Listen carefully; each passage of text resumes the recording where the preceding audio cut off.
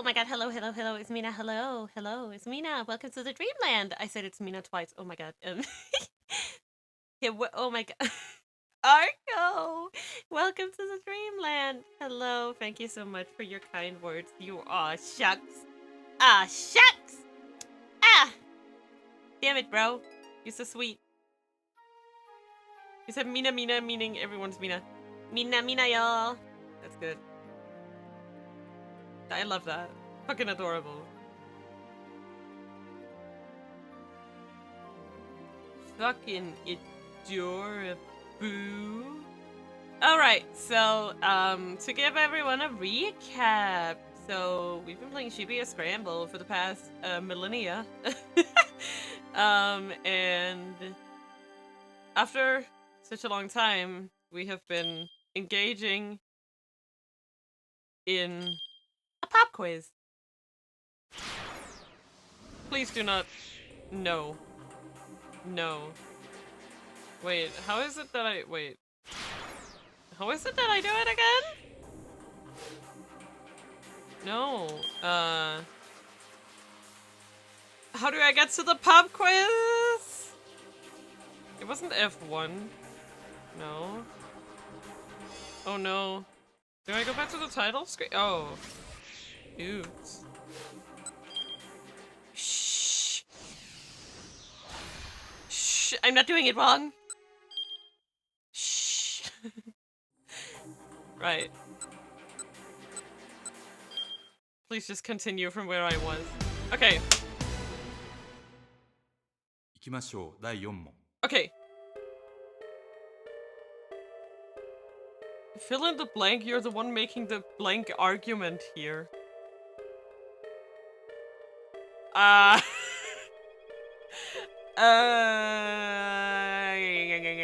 that's the most vague question ever. I know. You're the one making the blank argument here. Stupid? I don't know.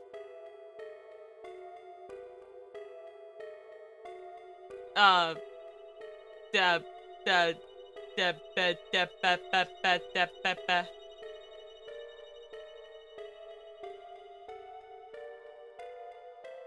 don't know.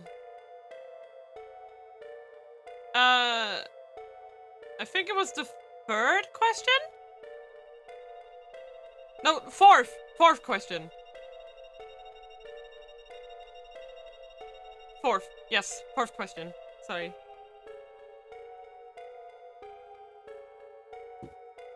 Yeah, can't be third, yeah. I'm just dumb. Okay. I'm thinking.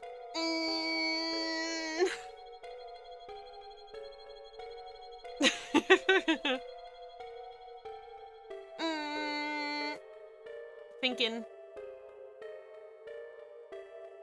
Well, sit down! Welcome to the Dreamland. Hello. Also, 6, welcome to the Dreamland. Thank you so much. Argument that's almost borderline.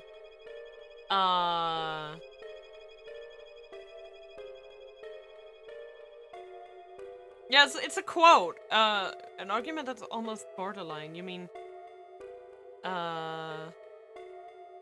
like,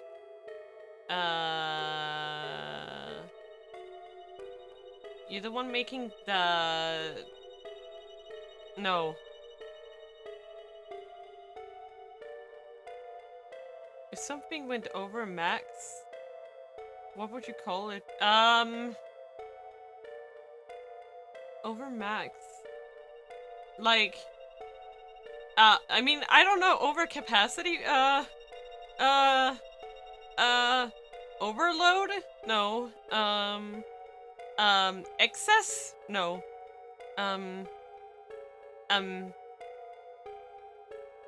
The word has X in it. No. No. No, can't think of it. Like, over max, I don't know. Maxer? See, that's all I can think. I'm not so smart. The number of blanks doesn't match the length of the word. Yeah. Extra. Extreme? Is it extreme? Is that what you mean? Extreme? Is that it? Yay! Extreme! I got it. Oh my god. Thank you.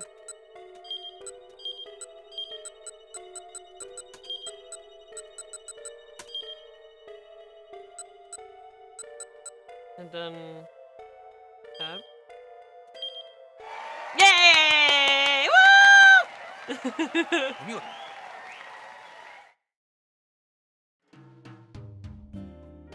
Like, oh, these two! Excuse me, do you have a moment? Tape recorder in hand, Chiaki called out to a pair of young girls who were standing by the statue of Hachiko. Each girl carried a lollipop half the size of her face. What do you two think about Shibuya? My god. My god! Oh my god. That was a hard question. The girls looked at one another. Do you not understand the question? Chiaki pressed. The children slowly licked away at their candy. Not really, one of them said at last. Chiaki was taken aback by the girl's grown-up tone. Mm-hmm. Yeah? Yeah. The girls nodded at one another, their faces disapproving. Huh? Chiaki was confused. What's going on? Do we know you, lady? Huh? See, this is why people keep saying that adults nowadays have no common sense. Yeah, yourself on the small talk. This is the first time you've even met, after all. Did your mom teach you any manners? Chiaki took a step backward and wrapped her arms around herself as the children stared at her coldly. I am sorry to have upset you. That's okay. Everybody makes mistakes. Being treated like a child by small children made Chiaki blush bright red from embarrassment. Their arrogant reproach left her too flustered to fully process the situation. So what's up? One of the girls went on. Excuse me? Chiaki said warily. You're asking about Shibuya? Yes, of course. Recalling some more into the children's gaze, Chiaki chose her words very carefully. So, what do you two think about the city of Shibuya, perhaps? The pair quickly lowered their eyes, their expressions forlorn. It used to be so nice way back when. You're 6! What the fuck? Way back when? Way back? Just when was way back for these two? I know, right? 2 weeks ago? Nowadays, Shibuya's gotten all that quiet. Yeah, it used to be back in the day you could just stand around here and see something interesting go down, day in and day out. 6-year-old boomers, I know, right? Chiaki was utterly dumbfounded by the girl's ostensible worldliness. She listened in fascination as they continued. Yeah, but even that was maybe something that sort of hinged on your mood. I hear you. Maybe it's just our mindset that's changed, that's all. So I'm guessing you've got tests coming up. Yeah, my mom just will not shout out about nagging me to study. I'm about to start practicing for interviews myself. Oh, it's too early for that. Besides, if anyone messes up the real thing, it's the parent. At some point, Chiaki had become a bystander to the girls searching back and forth. Man, I wish I had more freedom to do stuff. I started taking piano lessons to help with the enrollment tests, too. Guess you'll never wind up rich if you don't go all out. I hate money. Rich people always have these awful sunken-in faces. Yeah, a while back I saw a father and son buying an entire box of trading cards. And they both looked hideous. Yikes! Soapy Shark! Hey! Welcome to the Dreamland! Hello! Welcome, welcome. Thank you for coming here today. I hope you will hang out. We are doing a pop quiz. Just to give you a perspective, though, for a 6-year-old, 6 months is almost 10% of their life. Right, I know, right? I can't stay long since I'm on the train. That's okay. Thank you so much for dropping by. Thank you so much. We're doing a pop quiz, and this is our reward. We get stories about the characters. And as usual, the parent was completely oblivious. Yeah, and so the kid had to put on this fake smile of appreciation and everything. Know how that goes. Chiaki felt increasingly inclined to leave, but she wasn't sure how to do so gracefully. Parents these days, she reflected, were foisting off an awful lot of things onto their children. They seemed completely ignorant of how much of a burden was too much. What kind of game instead, lol? Hello, Cortez. How do I explain this game? It's a visual novel. We finished the main story. We are doing the bonus content, which consists of, among other things, a pop quiz. And for answering correct in the pop quiz, we get this stuff. As she stood vacillating, the conversation continued. But yeah, when our kindergarten teacher plays the organ, there's some real soul to it. It's so moving. I love her organ playing. Even if it doesn't have anything to do with test prep, you need to learn how to play an instrument. Yeah, maybe I also change up my way of life. Chiaki began to feel ashamed of herself. Oh no, Elden Ring is being mean to Argo. Oh no, your set was so cute. Thank you. So, some of it is like free assets. The background was made by one of my artists. Her name is Lumia. She makes really, really cute art, and I just borrowed the background for my overlay, and then I added some clouds myself. And Argo made my panels, and I made my logo, and the chair is a free asset. I'm gonna get a custom chair eventually, though, but...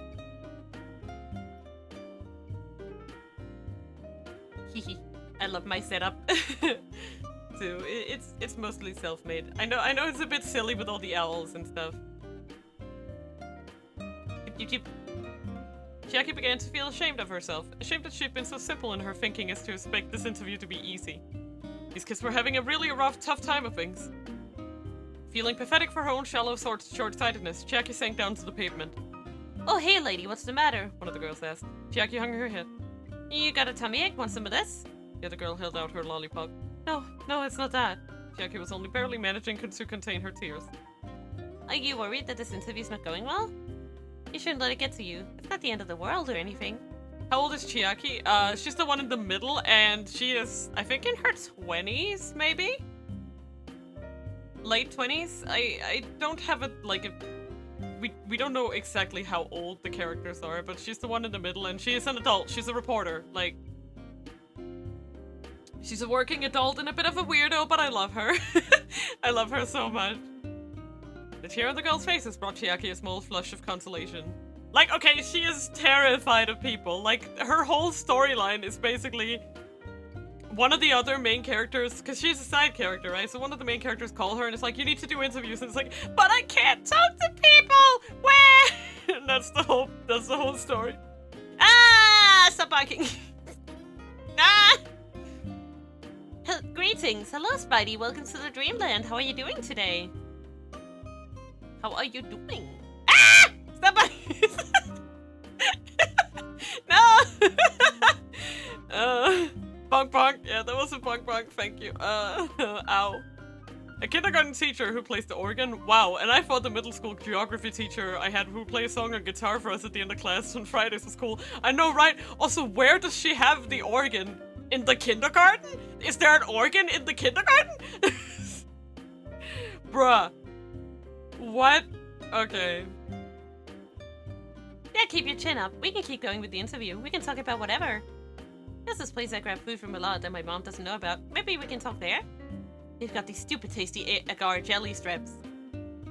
Doing well physically, but yeah, how have you been? I see you turned up your character. Yes! I'm glad you noticed. I debuted this PNG thingy magic on my anniversary on the 16th of February. So I've been working with the setup for about a month.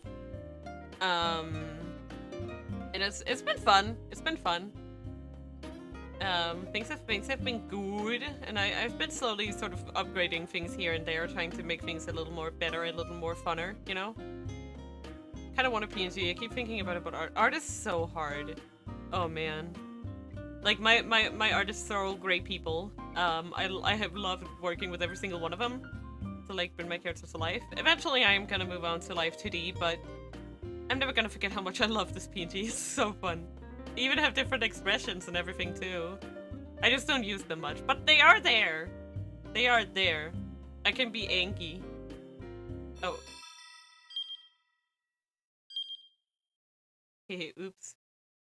さあ、第5問。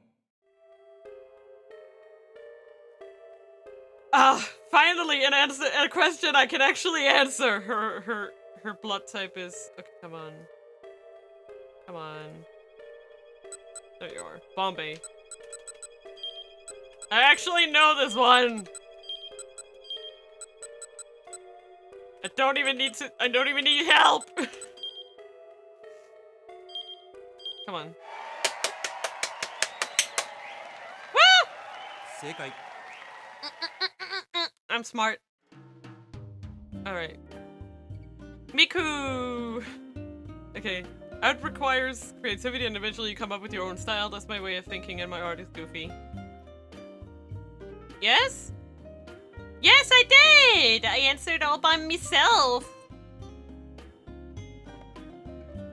I like how you clap with your mouth moved. I know. The PNG is sound activated. So if I make a noise, the mouth moves. So just, yeah, get used to that. Okay, Miku. Let's go. She is a... Yeah! I once played violin in front of class, but the string was out of tune AF and I didn't notice it was so bad. Oh no! Oh no! But yeah, I don't do really much art. I do a little bit of graphic design, but I don't do art. I commission people to make me cute things. Oop, my internet will be cutting out, but good luck with the rest of your stream. Thank you, Soapy. Goodbye. Oh, thank you so much for the follow, Soapy Shark. Thank you so much. Welcome to the sheepies. Doobie-doobie-doo. I hope you will show up for some more streams. I have more streams. Sometimes. Alright. Okay, Miku Morita. A straight ride came her way just as she let down her guard. The blow caught her in the chin, and for an instant she saw white, as she was driven back against the mesh cage as knee strike hurtled toward her. She managed to change positions just in time to dodge and close the distance with her opponent. Man, she's tough, Miku thought to herself. Ride's open-weight champion, Crybaby Mizuho, was a dyed-in-the-wool, tried-and-true fighter. One of Miku's eyelids felt like it was badly swollen. She was having a hard time seeing. Mizuho's hardy frame was a little more than a blur, and the punch Miku had just taken had left her distinctly unsteady. What if this other woman rushed and tackled her? No doubt Miku would wind up down on the mat, where she'd be pummeled over and over. Or perhaps her opponent would instead make use of her expert footwork to deal out some more precision strikes. With the hurt Miku had already taken, dealing with that would be difficult as well. Miku was in a proverbial corner. Oh, how she just wanted to just drive a fist right into Mizuho's big mouth. What are you gonna do, Miku? Did you come this far just to lose? Mizuho closed the gap. Where did you find the game? Well, technically that Miku is before Hatsune Miku, so maybe she became one with Vocaloid. Yeah. Why I found this game? I mean, this game is from 2008. It was made by Toonsoft, I believe, and Argo recommended it to me. It's really fun and very interesting. Her 180 centimeter tall, 80 kilogram frame came charging in. A thin smile showed on her doughy face. Miku had first seen Mizuho fight one year earlier. Her face radiated weakness and she cried when she got hit. Hence her nickname, Crybaby Mizuho. Yeah, it's basically a cult. Sally Face is a stream game. It's so good. What kind of game is it? Tell me more about it. I will definitely consider it. But through her tears, Mizuho fought desperately, managing in the end to pull off a joint block that won her the match. The crowd went absolutely wild at the Crybaby Fighter's underdog victory, but Miku was not convinced by Mizuho's performance. Mizuho was assuredly much stronger than she'd seemed. She'd taken karate lessons at a local dojo up through middle school. She'd been on the high school intramural wrestling team, and lately she'd taken up jujutsu. There's no way a woman like that could be such a crybaby. She'd been fighting at half her potential in order to make things more fun for the audience. Miku knew that since the matches at Bride were part of the spectacle. Making things fun for the customers was important. Even so, she wanted to see the champion fight at her full strength. And so she'd fought her way up the ladder to get that chance. After winning the match that put her in position for a shot at the title, Miku had grabbed the microphone and shouted to both Mizuho and the crowd. Mizuho, next time you're fighting me, and we're fighting for real. It's a 2D adventure and horror game. I think this. Ooh, that does sound fun. Feel free to link it in the Discord, in the suggestions chat, maybe. Try linking it there. Afterwards, the manager had been furious. By saying fighting for real, you made it sound like the other matches here at Bride are all fixed. I mean, I will definitely look into it. You can just link me some stuff if you want in the Discord. It was true that the matches were indeed for real, with no outcome decided ahead of time, but Mizuho's crybaby persona was just an act, even if it was an entertaining one. And she spent the first part of each of her fights putting out a lot of fake tears. Miku scowled at the manager. I don't want to fight crybaby Mizuho. I want to fight Mizuho. I want a fight that's full force from the get-go. Looking... Yeah, it's okay. Have fun. Have fun playing. Thank you so much for the lurk. You dumbass, roared the manager. Take one look at her. Amongst the slender frame fighters on Bride's roster, Mizuho stood out as bulging and burly, and not even by the most charitable standards in the world could her face be called pretty. Mizuho's on the roster in the first place because of her crybaby character. If she gave that up, she'd be giving up her position at Bride. Miku fell silent. Was getting a legit fight out of Mizuho impossible then? She fretted anxiously about it until the title match finally came. Once the fight started, though, the other woman in the octagon was no crybaby. Mizuho unleashed a mighty punch the instant the gong sounded. The blow hit Miku like nothing she'd felt before. The impact shocked her even through her guard. Mizuho then shot forward like a rocket, tackling Miku against the cage. Miku clung to her tightly to avoid being taken to the mat. Mizuho whispered into her ear, "You wanted a real fight? Challenge accepted." Mizuho released her, then retreated to the center of the octagonal ring. Then she held out one hand, gesturing as if to say, "Bring it on! Bring it on!" A confused uproar rose from the crowd. This wasn't how things usually went. Miku could feel every cell in her body jumping for joy. Yeah! She rushed at Mizuho with all her might. But the match quickly developed into a rather one-sided affair. Soon Miku was struggling just to avoid getting KO'd too quickly. Her opponent was strong. Stronger than she'd imagined. Mizuho grinned as she charged forward. Miku was out of options. Was the bigger woman coming in for a tackle? As soon as Miku prepared to defend against the tackle, the wide hook came her way instead. She barely managed to deflect it. Then Mizuho rooted her feet and launched into a flurry of punches. Miku was astounded by the fury of the attack. The champion threw punch after punch without bothering to guard herself. Finally, Miku was able to follow up with a single counterpunch of her own. She landed a clean hit right on the bridge of Mizuho's nose. A stream of blood poured out from one nostril. With a gleeful grin, Mizuho stuck out her tongue and lapped at her own blood. Then she set her feet once more and threw another punch. The powerful blow clipped Miku in the temple and her head reeled. Enraged, Miku retaliated with a punch of her own. Neither of the two budged as they traded blows. Jesus. Are they gonna be okay? Before long, amidst the cheers, Miku and Mizuho were merely pummeling each other. Oof. There was no skill, no technique, just two bulls butting heads. Miku's molars clattered. Her lungs felt like they might burst. She was at her body's limit. Just a little longer. It was hopeless, she knew that. But she had to hang in there. Just one more punch, she told herself again and again. Just one more punch. One punch! Only halfway conscious, she continued battering back at her opponent. There was an especially loud cheer from the crowd, and then suddenly someone grabbed Miku from behind. Stop, stop! It was the referee. Mizuho was sprawled out at Miku's feet. Victory by knockout with a right hook. Even after the ref said it, Miku could scarcely believe what had happened. She stood there in a daze for a while, and then Mizuho came stumbling over to her. You got me, she said. Fair and square. As soon as she saw the look of gratitude and respect on Mizuho's face, tears started streaming down Miku's cheeks. She tried to hold them back, but they just kept coming. Hey now, only one of us gets to be the crybaby, Mizuho said, her voice husky with emotion. Tears had welled up in her eyes too. Man, when you just fight it out, and you're just friends. The two clung to one another, weeping. I'm so glad I was able to get a real match in the end, Mizuho whispered into Miku's ear. Several months after that, Miku defended her title. While she was warming up backstage one day, the manager came in carrying a cardboard box. Package for you, Miku. The sender was Mizuho. The box was packed full of oranges. Mizuho had quit the day after their title match. Evidently, she got home to take over her family's farm. Miku peeled the skin off of one, pulled off a section, and ate it. The vibrant, striking, and bittersweet taste, so very reminiscent of their fight, filled her mouth like a little explosion. Oh wait, I didn't get the hint of the other one.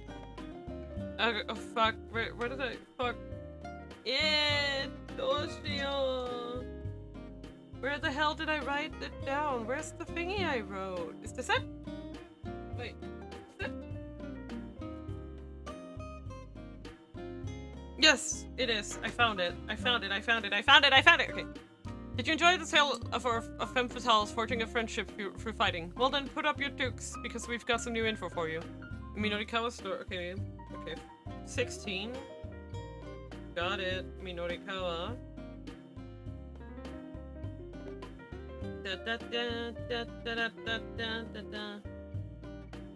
Okay, what do I need? Minorikawa takes a taxi to Heaven Publishing. He passes some strange writing on the road. Maybe take a closer look. Keep your eyes peeled, and we'll see you next time. Okay, taxi passes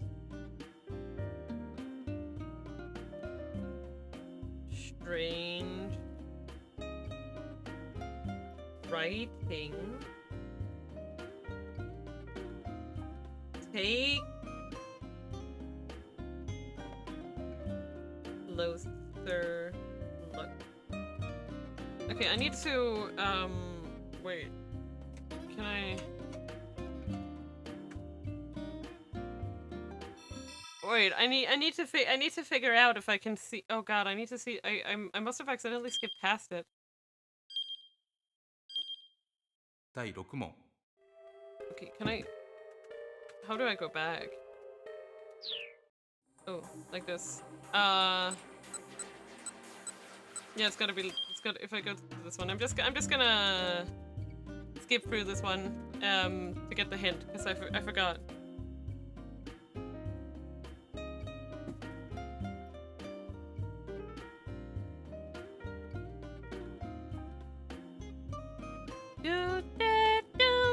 The music is so relaxing.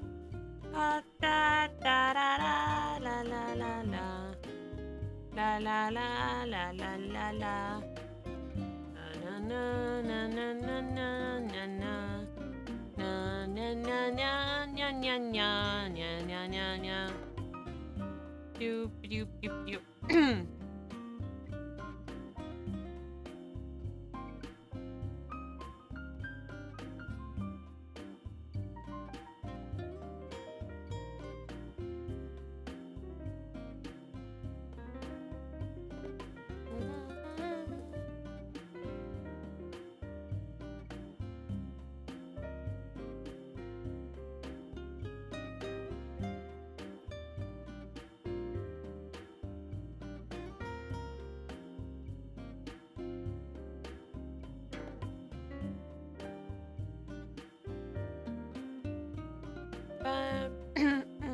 Oh jeez.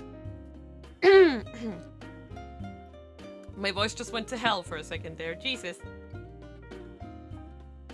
Okay, come on.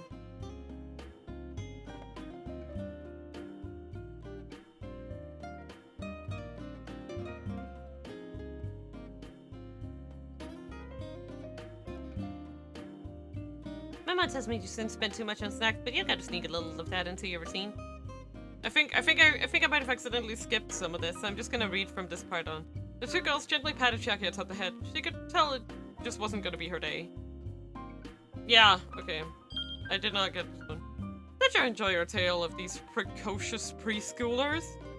None of us can go back to our childhoods, but we can give you some good hints. In Achi's story in the 15 time blog, Achin he told me you were flagged down by Minorikawa. Take a close look after that. This path leads to a bad ending, so the clue might be tough to spot. Have fun looking for it. Okay. So 15. Achi.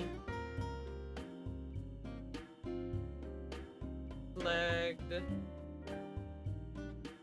down by Minorikawa. I'm gonna write Minoru. Take close look after that. Okay. Got it. Yes, sir.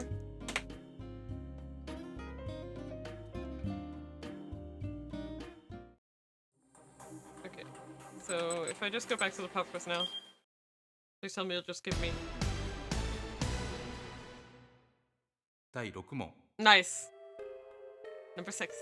Yana Kishida is managing director of this company. Oh, fuck. What was his actual company called? Oh my god. Were we told that?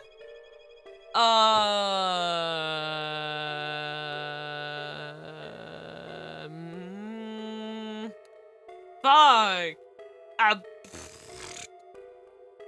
I'm blanking. What? I don't remember.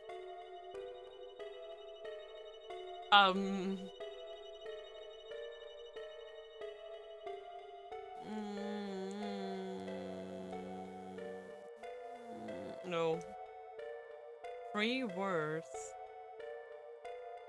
3 words.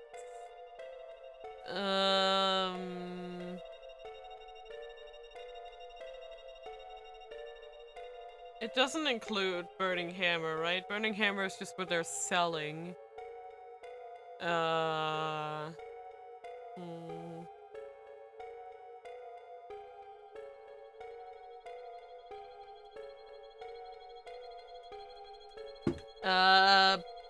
Nope, nope, nothing is coming up.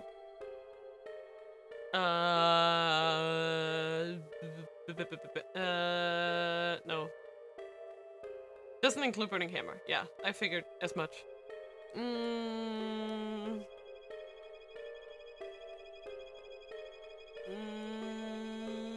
I'm really thinking right now. No. I'm lost. Yeah, I'm completely blanking. Like, I don't even have a clue in my head, like... I have no idea. I'm probably gonna be like, ah, when I see it, but I don't remember it right now, like, at all. Like, not even a little bit. Not even any letters or any words or anything. Any associations, I remember nothing.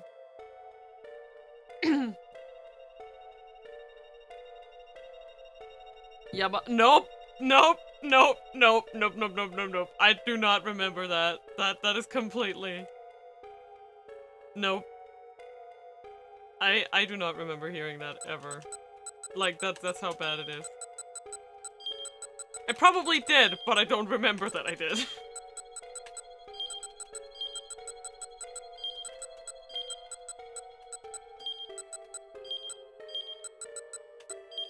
Oh.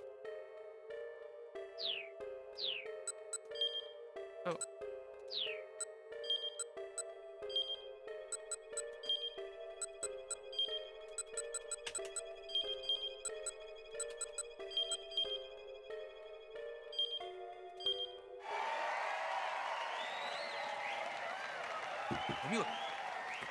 But yeah, that is something I do not remember even...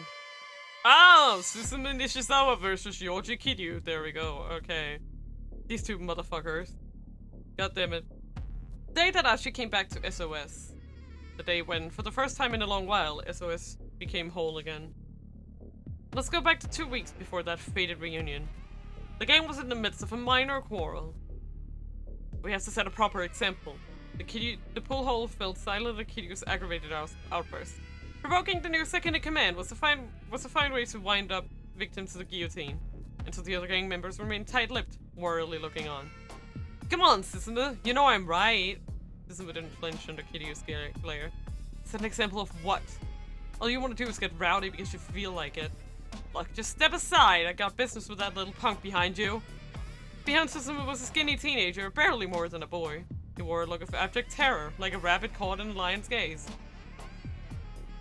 What exactly is so fun about finding different excuses to terrorize your friends? Susumu asked. Kiryu sniggered mockingly, then grinned. Huh, good question. Guess it's cool, messing with guys who joined up with SOS after I did. The conflict, as usual, had started more or less over nothing. Each night, the members of SOS gathered at their pool hall in Ura Harajuku. There was no set meetup time or anything like that. Around the time the place was teeming with other gang members, Kiryu would turn up. Susumu generally appeared shortly afterward. But today, the last person to show up had been the kid Susumu was currently shielding. And the young fellow quietly took a seat. As the young fellow quietly took a seat, Kiryu had suddenly blown his top. Hell you think you're doing? The kid froze with fear at the ferocious shout, but his cringing demeanor only poured more fuel onto the fire. Whoever shows up last gotta apologize, you know. What? As Kiryu reached for his favorite makeshift wooden cudgel, Susumu had interposed himself. Susumu, are you seriously trying to tell me that SOS doesn't have a proper pecking order? That's not what I'm saying. Susumu continued to stare Kiryu down. But what's it matter? You don't understand anything anyway. Kiryu suddenly rolled up his right sleeve, then sat down and set his elbow on the table, his right hand raised and open like a claw. What I said was a show of strength, a glimmer of challenge shone in Kiryu's eyes.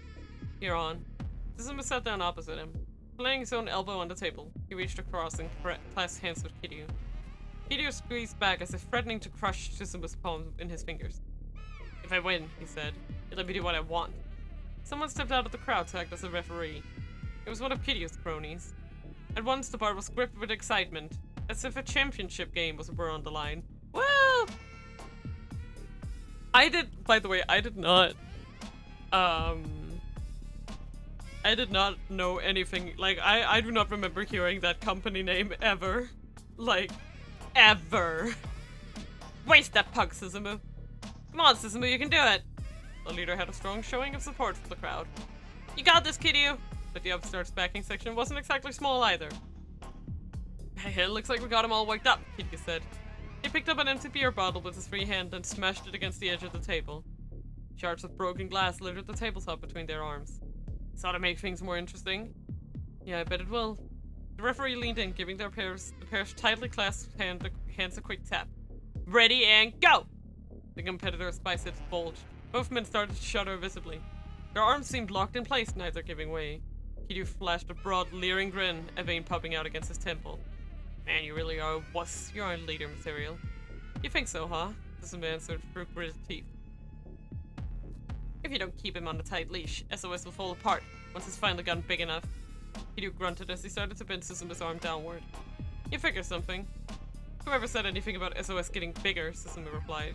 He struggled to force his arm back up. The walls echoed with the sound of people cheering Suzumu's name. Bolstered by their support, he mustered up his last reserve of strength, but still his arm would not move. Kiryu's grip held him like a vice. Not the best you can do, some leader you are. Then Kiryu put all of his strength into his arm. Suzumu's knuckles fought against the table, and shards of glass stabbed into the back of his hand. Yeah! Kiryu let out a triumphant cry of victory. Cradling his bloodied hand, Suzumu grimaced back at him.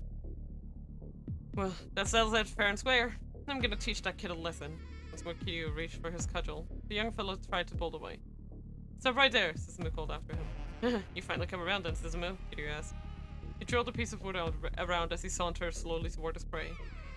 You stop right there too, Kiryu, Suzumu added. Kiryu paused in his tracks. Hey, what gives? The kid tilted his head questioningly. Apologize to Kiryu, Suzumu said. The youngster blinked in disbelief. I said apologize, Suzumu repeated.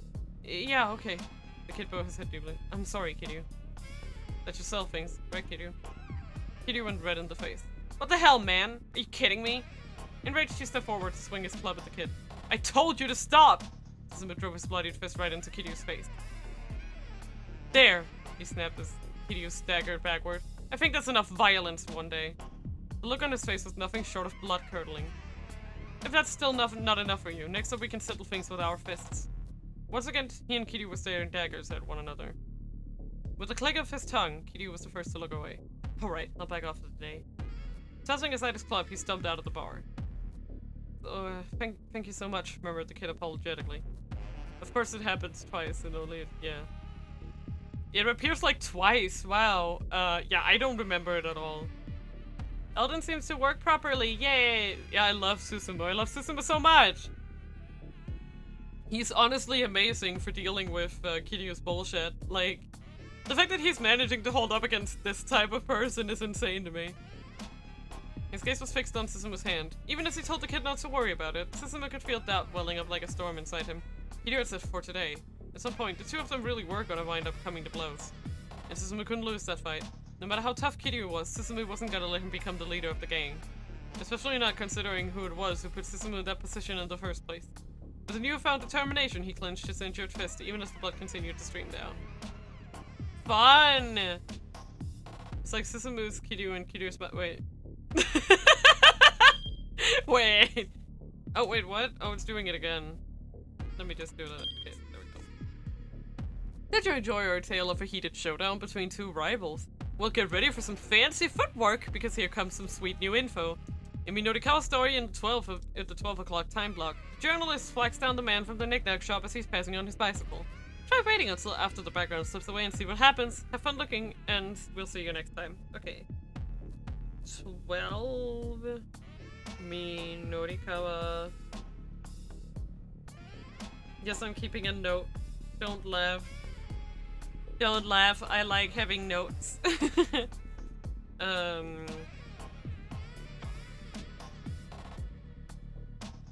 Flag down knick knack shop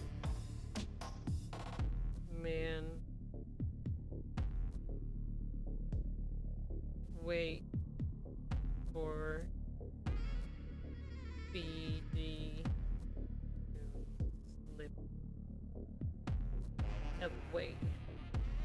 Okay. That's good. You're actually taking notes. You're a dying breed. I mean, I just don't want to forget. You know? Okay. Next one. Next question, guys! Thanks.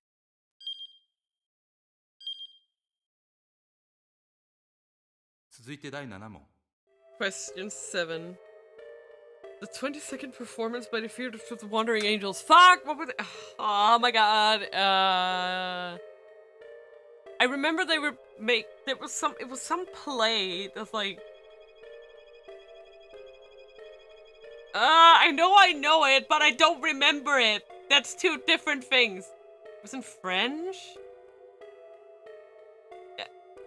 French? Then nope. Nope. No. I do not know French. You know I don't know French. Stop lying. Stop lying, Fabian. Stop lying to me. Stop lying to me.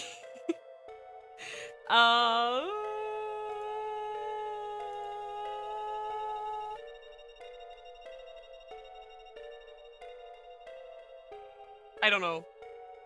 Please help me. Stop fucking around in French and help me.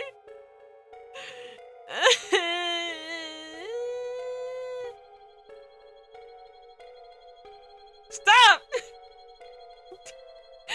You're such a meanie. You know that? Jed is such a meanie. Can you at least give me a hint? I'm completely lost. Like, I do not remember it.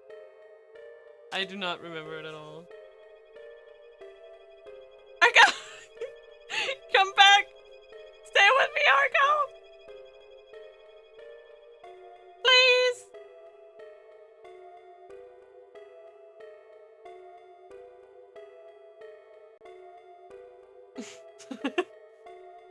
Finally?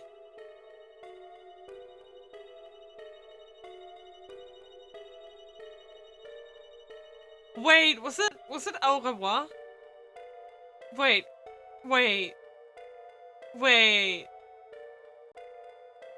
Was it? I feel like it might have been now that I'm... Was it au revoir? Was that the... Yes, that's what I think the title is. But I might be wrong. Yes, please. I'm so lost. Yay! Yay! Woo! I'm so smart.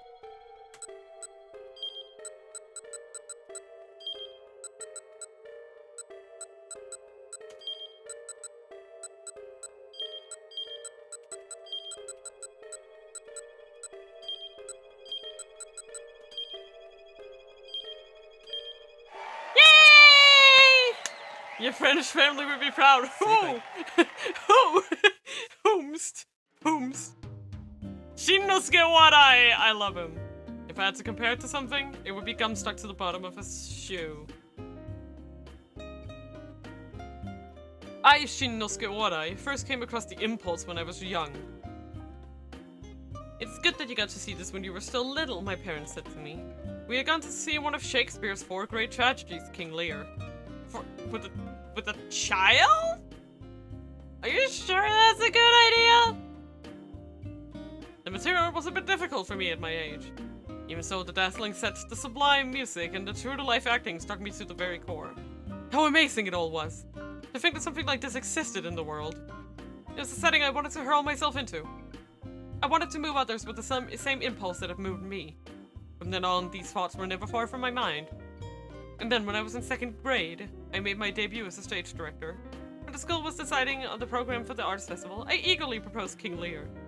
The rest of my class was, of course, rather flabbergasted, but as no other suggestions were put forth, Lear was chosen. I raised my hand to volunteer as director. Since the rest of the class was unsure what a director even was, no one raised any objection. It was my directorial debut. I poured my heart and soul into it. Little did I realize that I had started down a road of hardship. We had 10 days for rehearsal before the opening. Why don't you know your lines? I told you that you had to have them memorized by today. Sorry, I forgot. You forgot. You think it's gonna cut it? I lashed out at a classmate who had yet again dropped his lines when we were already well into the rehearsal. How someone could fail to remember 3 measly lines was beyond me. Thinking back now, I've encountered an awful lot of actors over the years who simply refuse to listen to what their director tells them. Or based in so reluctant to faithfully follow directions. Are you really okay with the prospect of flopping your lines during the actual performance? You can say to me yourself, I'm busy. The only thing you're busy with is TV and games. The class suddenly fell silent. I leaned back, sneering at him. A few of the girls began whispering to one another. Oh, look at him acting all high and mighty when he's not even class rep. Yeah, he's not even a teacher. He can't go around telling everyone what to do. Everyone hates the director. I'd learned that from the television programs I watched to learn more about drama. The director would pelt the actors and backstage crew with vitriol, toss out absurd instructions without compunction, and even hurl ashtrays across the stage. What kind of shows has he been watching? That does not sound healthy. What? It was a job to perform without mercy. Directors don't lash out because they're bad people, mind you. But you have to be something of an ogre in order to assure that both you and the audience are satisfied when the curtain falls. To attain the sense of accomplishment that comes from the true artistic achievement. Uh-huh. Sure. Enough of the yammering. In my rage, I searched around for an ashtray. They don't keep those in elementary school classrooms, however, so instead I grabbed and hurled the nearest pencil case. It's only natural for a born director to behave with such intensity. No sooner had I thrown the case, however, than the homeroom teacher snatched me by the scruff of my neck. Before long, I was in the staff room, getting a lecture crammed down my throat. And I was made to return to the classroom and apologize to everyone. Still, I had not lost my passion for a successful production of King Lear. I would not be disheartened by such a minor setback. At rehearsal after school the following day, the teacher addressed us. In order to take some of the burden off of young Mr. Oda here, everyone will direct the production together. Yes, ma'am! The class replied as one. It was beyond absurd. Naturally, I was vehemently opposed to the idea. Democracy has no place in the world of art. What?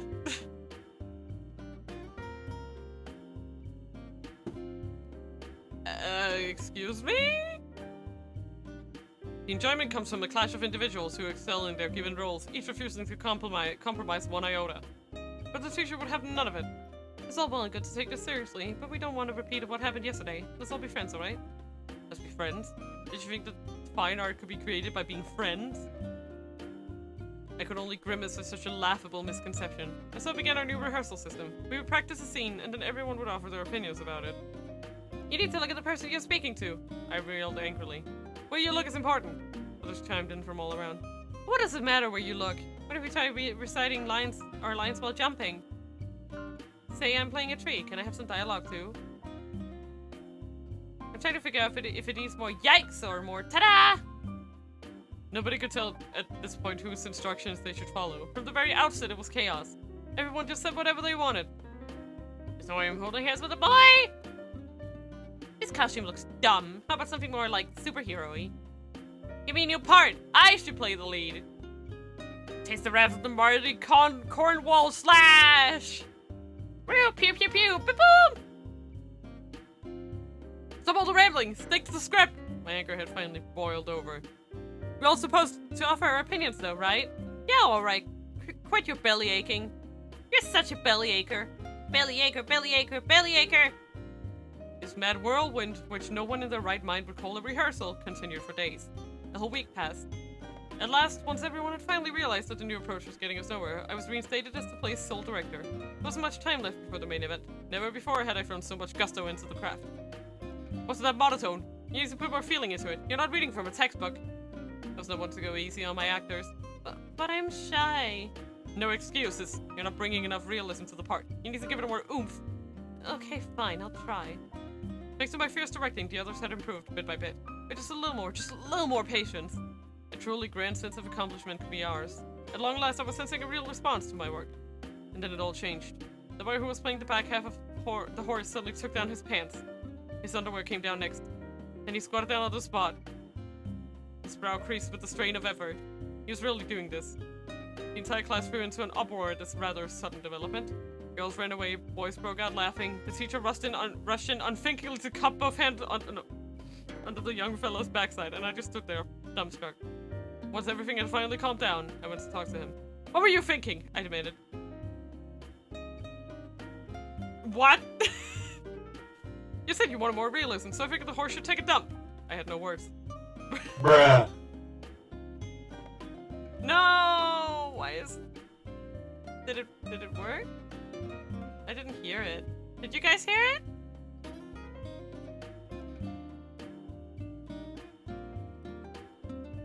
Oh no.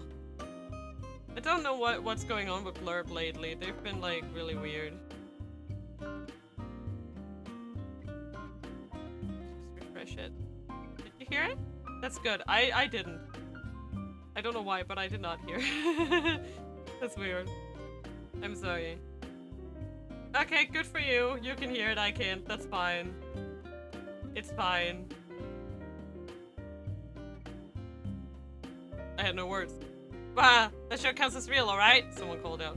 The class erupted in raucous laughter. The energy drained from me in an instant and I collapsed to the floor. Real. Was that what real meant on the stage? I couldn't deny that taking a dump qualified, from a certain perspective. The bowel movement itself had definitely been genuine. It had been live. It gave a certain ambiance. What? What? Was that wrong? Yes! It hadn't been the kind of realism I'd been after. I'd been hoping for something else. For a sense of tension that went beyond mere fabrication. They expressed the clashing of life's various emotions. In my confusion, I clutched my head. Was this how my art was to fall apart? With a shit? You stupid amateur! Before I knew it, I had blown my top, launching into a wild rant. I don't recall what happened next. I didn't recover right away, and wound up missing school for a while. The school arts festival went on without me. I heard it was well received. What is art? What is drama? What is man? What is the world? Whenever I try to ask and answer these questions, I always think back to that experience back when I was young. If I had to compare it to something, it would be gum stuck to the bottom of a shoe. No, an AM radio broadcast washed out with static.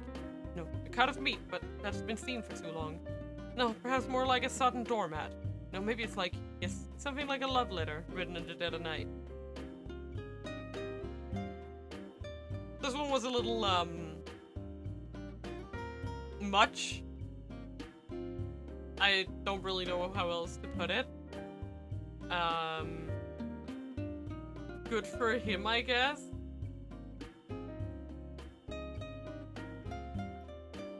Like, man.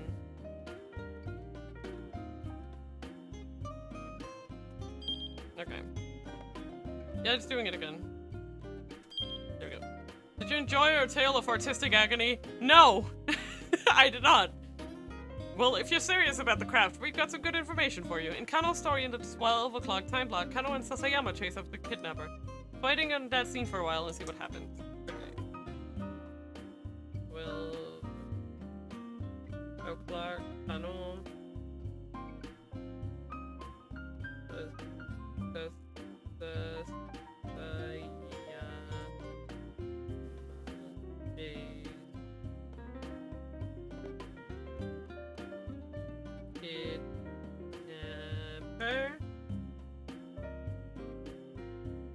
Wait.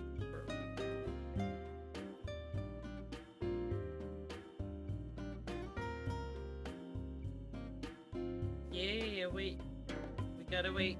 Gotta wait. Okay, there we go. I did not enjoy that at all.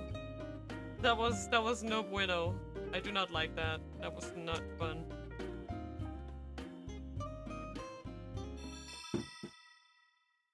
That was no funny.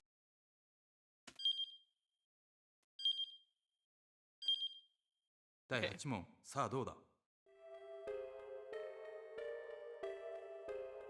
Pandemic? Or epidemic? Oh god. Fuck. Outbreak? Outbreak? Is that the word? Argo, please.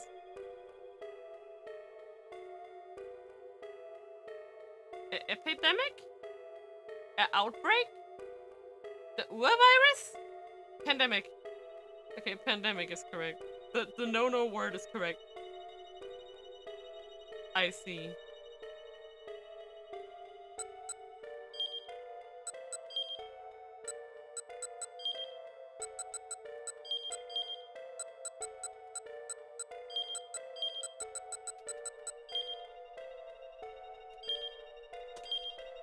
Yay! Woo! Ah!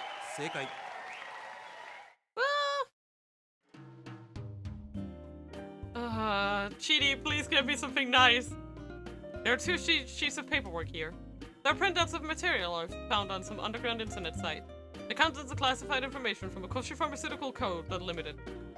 Blah, blah, blah. In all likelihood, they were leaked from a PC that had been infected with some kind of spyware. Here are the full details of the dreadful contents of those pages. Analysis results for Chiriko Osugi, Okoshi Pharmaceutical Code Unlimited. Research and Development Division. Top secret, handle with care. What? 1. Findings. It has been confirmed that a previously unknown enzyme is being produced within the body of Chiriko Osugi, here after the subject. Enzyme has been named hypersuccinate chitidase after the subject. 2. Effects. The main function of hypersuccinate chitidase is the digestion and breakdown of triglycerides. When compared to the enzyme lipase, I don't know, which possesses the same functions, hypersuccinate chitidase is capable of breaking down fats far more efficiently without the stimulation of exercise, and is effective in preventing excess fat accumulation within the body. However, once the subject's body fat percentage drops below 40%, her body no longer secretes the enzyme. The trigger for this change is unknown. 3. Potential business plan. Market the enzyme as a diet food product or medicine. Chidiko is an alien. Wow, Chidi is an alien. Especially when administered under strict medical protocols, the enzyme should be effective in markedly reducing body fat without need for surgery. 4. Remarks. Plan 24-hour observation of the subject for a 10-year period on the way. The reason that hypersuccinate chitidase is no longer secreted after body fat drops below 40% to be discerned as soon as possible. From this paperwork, it is evident that one of Japan's leading pharmaceutical companies is carrying out surveillance of private individuals in secret. Is this constitutional? The contents of the second page are even more shocking. Chiriko Osugi, Behavioral Inducement Proposal, Okushi Pharmaceutical Co. Limited. Research and Development Division, Top Secret, Handle with Care. 1. General Overview. Chiriko Osugi, here after the subject, is to have her dietary and exercise habits engineered. Goal. Maintain the subject's body weight above 40% body fat. 2. Reasoning. According to recent measurements, the subject's body weight is trending downward. The cause of this trend has been established as the subject's growing attention to her own diet. It has also been confirmed that the subject has taken massive doses of the dietary supplement Burning Hammer. This could lead to substantial delays in research into hypersuccinate chitidase. 3. Methods. Further discussion is required to assess ongoing behavioral and adjustment methods, but the following have been approved on a temporary basis. In addition, other methods once deemed effective should be employed without delay. There's no upper limit on our expenses. Given the urgent nature of the situation, progress report shall be issued directly to the project supervisor. X. Entice Confectionery Store, operated by 5-star Patissier to open shop in subject's neighborhood, Tomigaya. 2. Sponsor food products with excessive amounts of fat and sugar in the guise of product samples. Provide financial support for or open additional franchises of restaurants touting eat X servings and your meal is free. Host an eating contest. 4. Remarks. As a full assessment of hypersuccinate chitidase has yet to be completed, any hindrances to further research must be eliminated. We have also received reports that competing companies are aware of the subject's unique characteristics.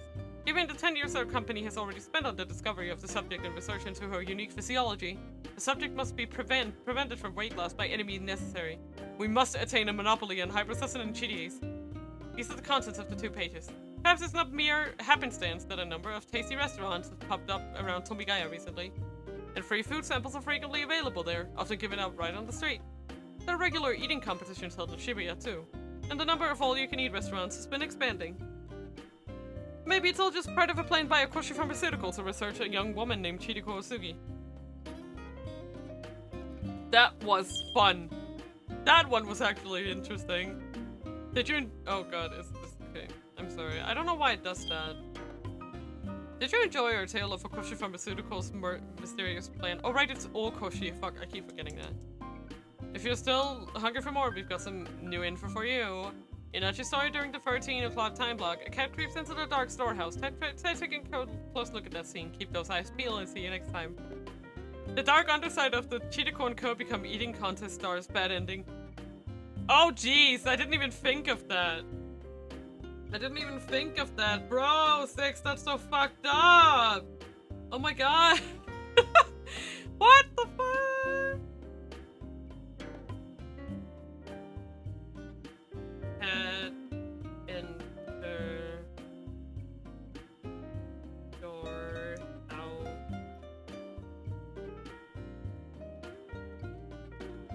Pay, a, load.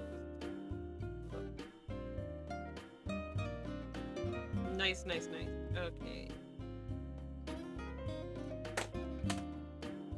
Let's keep going, friends. Next question. Oh god. Oh god. Oh god. Oh. 第9問です。 Okay. Frank belonged to this section of the police department. Bomb disposal? Or is it supposed to say like X division? I don't remember what division it was. Second? No. But yeah, like he was in the bomb disposal unit, right?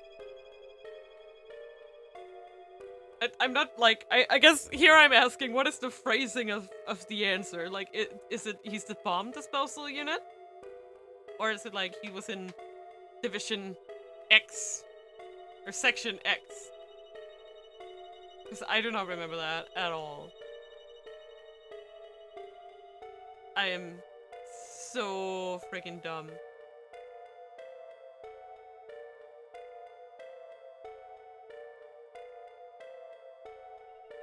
Word and word squad.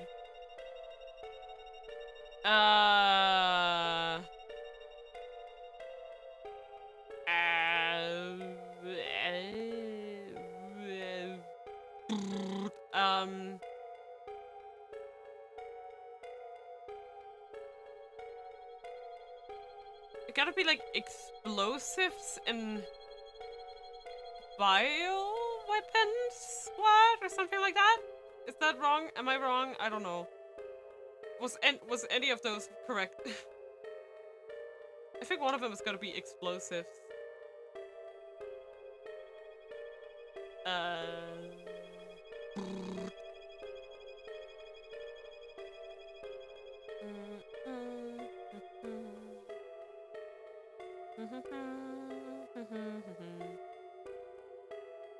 Wait, is one of the words arson?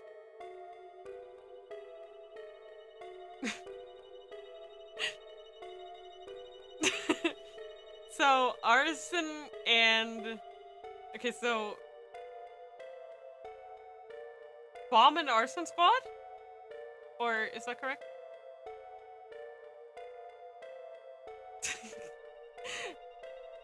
Yay! So I write the bomb and arson squad. Like, all 4 words. Because I know what he did. The question is just how...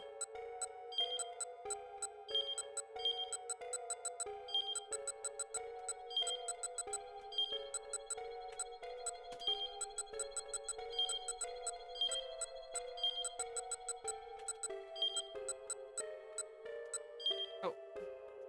Sorry.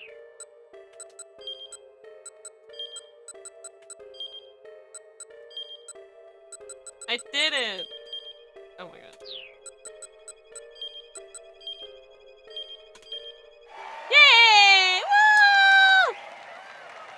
その通り。 Kuze! Woohoo! I love Kuze.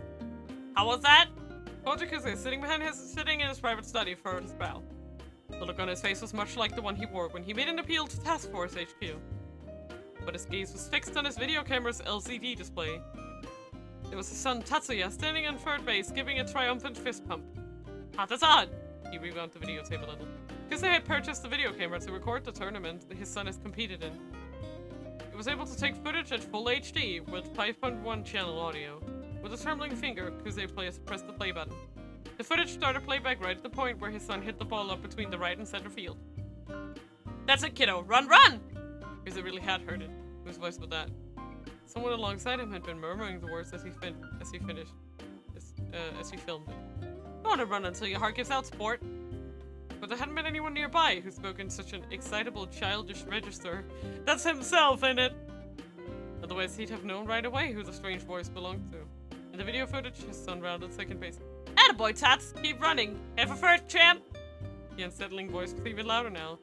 And that Tats in there sounded oddly familiar. So who the heck was this weirdo, giving cutesy nicknames to his son? You did it, Tats! Woohoo! Yeah, that's my boy! Huh? My boy? Something that means? Kuze swallowed, his mouth suddenly dry. No, can't be. That's my voice? Do I really talk like that? Kuze was flabbergasted. No, my voice can't sound that way. The video camera began to shake in his hands. For the first time in his life, Kuze had been made aware of the childish squeaking he made when he got excited. To hell with this! He lifted the camera right above his head. But before he could hurl it against the floor, he reconsidered. No, he couldn't do it. His son's accomplishments were stored inside that camera. So he needed to make sure no one found out about his verbal affectation. If his son heard him sounding like this, Kuze would lose every shred of dignity he had as a father. You're doing it to the whole police squad already, though. What should he do? Was there some way he could erase his voice from the tape? He fought desperately for a way. Maybe he could mask it with other sounds and editing? No, that wouldn't work. If he wiped away the crack of the bat and the cheering of the crowd and just replaced it with the musical soundtrack, it would be pretty awkward. Oh, I don't know what to do! Kuze slumped down onto the floor, buried his face in a cushion, and kicked his legs up and down.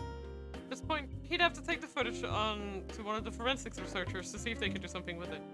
There would be disciplinary measures for misuse of lab time if he ever got found out, but risking that was better than letting people discover that he sounded like a hyperactive 12-year-old when he got worked up. Suddenly the door opened. Dad, let me see the video! His son strolled into the study. No, I can't do that. Why not? Oh, well, there's his voice. He tried to hide the camera as he rambled. A voice? Oh, that's not a big deal. Kuze blinked his eyes in disbelief as his son word. I came in here early and watched part of the footage already. Kuze's jaw dropped. Was he you heard the voice? What voice is he talking about? This time it was his son who blinked his eyes in confusion. So this is a pretty childish voice. Kuze's son broke out chuckling. Wait, Dad, did you seriously not realize that voice was yours? Huh? Dad, if you're worried about how you sound like a kid sometimes, everyone knows now for a long while. His jaw gaped even wider. Ah, come on, Tad, you gotta tell me that sort of thing sooner.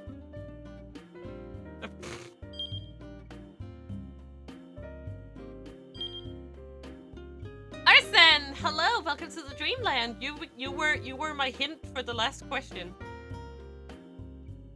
Of course I would give Arson the cuddles. Cuddles for Arson, everybody!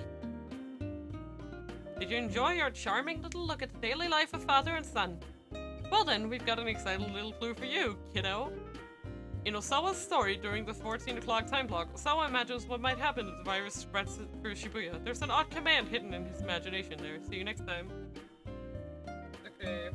14 Osawa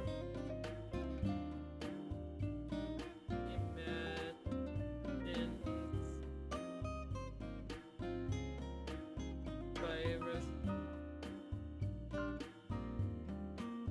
spread odd command.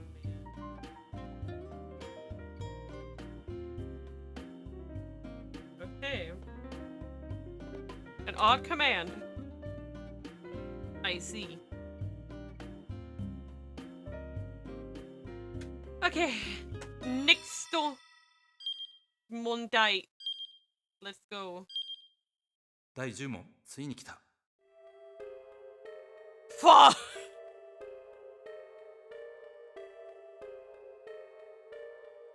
It's Kanan? Kanan? Just Kanan? Kanan, right? Kanan. The real one. Kanan, the not fake one.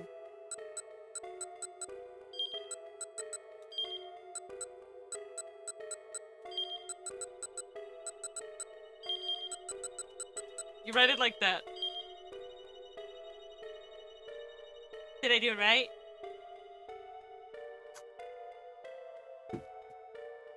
Am I smart now? Yay! ことを。 Yes! Katayama! Oh, excuse me, not Katayama. Togami! Right. It was coming up on 12 o'clock noon, the hour of the devil. The particular devil known to the support center staff as K. The incoming call light on my phone flashed. I gulped reflexively. Then, taking a deep breath, I hesitantly pressed the accept call button. Thank you for calling Chun Food Service Center. This is Tanaba speaking. This is Katayama from Joe Nippon Printing. I had to swallow back the squeak that tried to rise in my throat. I've been right on the mark. The phone call was from K indeed. Oh, because both of his names start with a K. I love you, just channeling my inner Fukawa. I love Katayama. He's like one of my favorite. I say that about all of them. Like, I say like, oh, he's one of my favorite side characters along all of the other ones.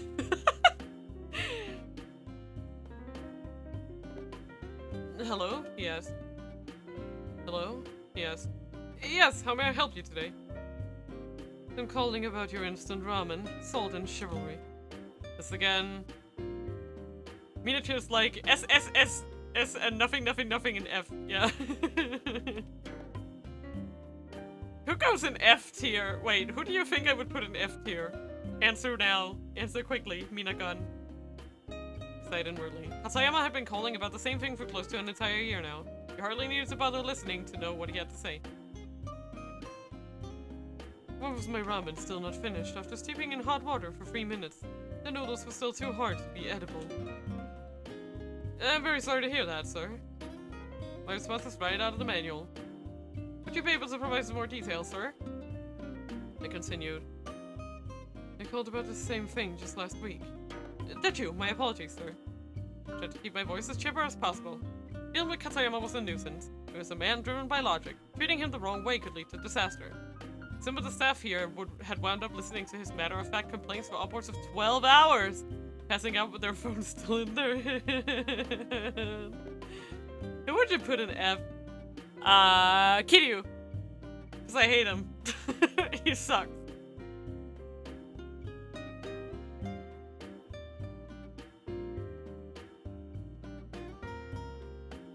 This one, this Kiryu. Kiryu Kasuma, on the other hand, he's cool. Definite S tier. Very well. For the sake of accuracy, I suppose I ought to explain again, Sayama said. If you would, sir. First, I peel open the lid. I started to open the seasoning packet and powdered soup base and sprinkled them onto the noodles. I add the hot water, close the lid, and wait 3 minutes, but the noodles are still far too hard. This is a familiar sequence of events. I had heard it before.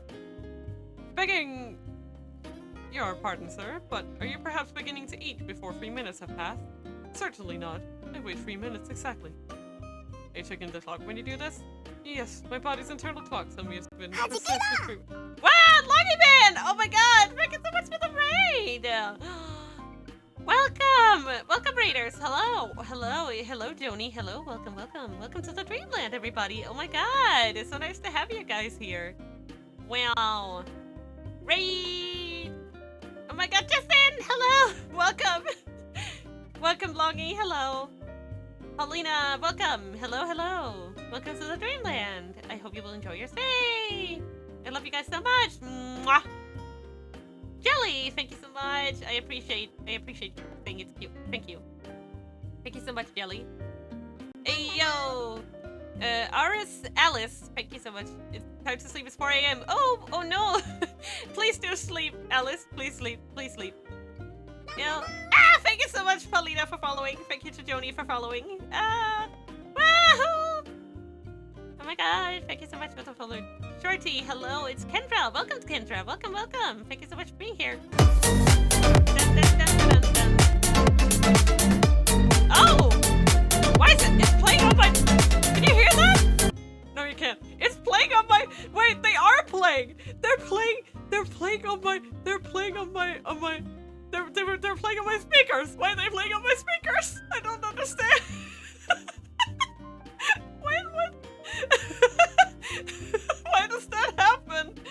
It's... Oh, is it OBS? Oh, okay. We're gonna have to fix that, but I did hear it. Thank you for the hydration, Paulina. Thank you so much. I don't know why it happens, but my sound alerts are playing on my speakers and not in my headphones, and I don't know how to fix it. Maybe if I like put it on. Yeah, we have some amazing emotes. Please subscribe. We also have just follower emotes for those who can't subscribe. Okay. I'm just gonna be advanced. That is not advanced. And then we close. I want to be like that duck. He seems like he's having a good time. You are welcome to be ducky. Yeah, I must have done something to fuck it up, but it's fine. But yeah, I finally understand what's happening. It's coming. Okay, it's fine. We're just gonna keep going. We're playing 428 Shibuya Scramble. We're playing the side stories. So it's a good time. We're just watching all of the side characters get up to bullshit. This is Koichiro Katayama, also known as definitely not a Tsugami copy. The urge to ask him if he was messing with me grew. Sir, perhaps instead of your internal clock, you might want to try using a clock in your home that you have on hand. This little guy on the streamer is so cute. Oh yeah, the stream avatars. You can go down below and pick your own avatar if you want. There are Vocalize and Kirby. Those are just the ones I downloaded. So you can pick like accessories and other fun stuff. You can and you can pick like different colors and stuff. So please go down and try picking whatever it is you like. I'm a little pink Kirby with a sleepy hat because it's cute. I have a personal policy not to use clocks or watches outside of my work. As I've done before, I fought off the urge to tell him what a ridiculous policy that is. I'm sure it wouldn't hurt just once. Perhaps you should try using an actual clock to track the time, sir. My body's internal clock is accurate. A 3-minute unit of time is not something I would mistake. No. Clearly you would! You are! You have to be! I wanted to scream. If the product is not properly ready to eat in 3 minutes, that makes it defective. I want a lifetime refund. If it were possible, I would have liked to stick my head through the receiver and watch Katayama's 3-minute timing myself. I imagined the lecture I'd give him when he started eating before 3 actual minutes passed. Then to my frustration, I had a sudden idea. Sir, perhaps we can check your internal clock against the clock here to test whether there's a discrepancy. Pretty good idea if I say so myself. 3 minutes to make a meal, what? If that will convince you of my claims, then no, I do not mind. Yes! It's time to make this guy eat crow. If there's no discrepancy, however, I expect a proper apology. Now I felt like I'd stirred up a potential hornet's nest. Ah, what the hell. There's no way this guy's internal clock could measure 3 minutes on the dot. Alright then, sir, let's begin. I picked up the stopwatch that was on my desk. Internal clock diagnostic. This may be sudden, but here we're going... Okay, this may be sudden, but here we're going to see just how accurate your internal clock is. Exactly 20 seconds after you press the button. A message saying 20 seconds have elapsed will appear on the screen. How precisely can you judge a 20-second interval? Alright, let's begin. Please press the button. Okay, everybody in chat, do it with me, okay? We're all doing it, okay? I'm gonna count down. And then you're gonna start counting to 20 seconds inside your head. And then we'll see who, and then you'll tell me if you got it on the dot, okay? Okay. 3. You can't do it now. 3, 2, 1.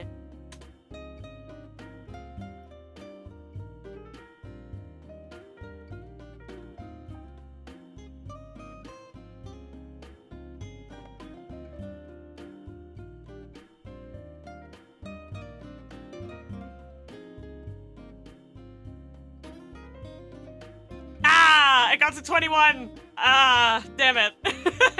I got 21. Oh, you did it, Joni! Woo! Congratulations. Good job. You guys actually did it? You got 18. I got to 21 before the message popped up. Nice, guys. Wow, you are good. You guys are good. Okay, 20 seconds have elapsed. How did you do? 21 here too. Me and 6 are on a... Was your body's internal clock accurate? I'm a little quick, I see. I'm slow confirmed. stare in astonishment as my stopwatch. Well, Kasayama asked, his voice composed. 3 minutes exactly, sir. Not a second off. I can't read that. We baguette? What?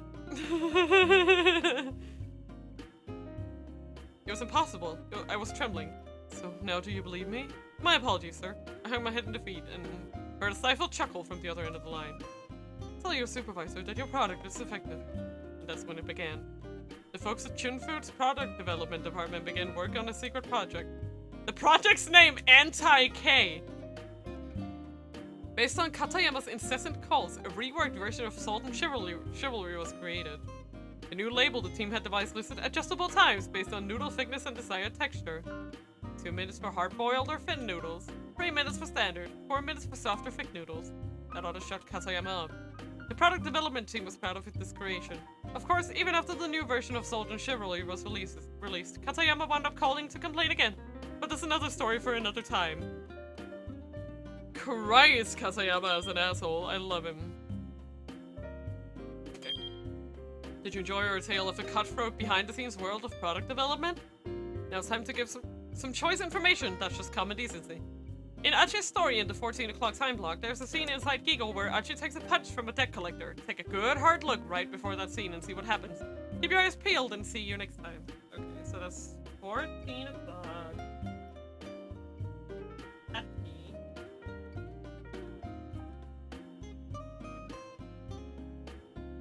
Punch by deck collector. Pay attention right before.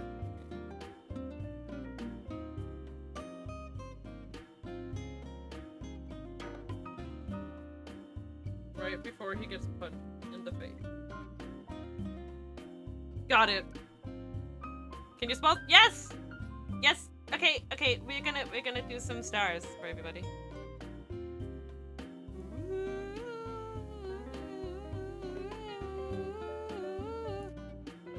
Exclamation point jump in chat to catch him. Woo!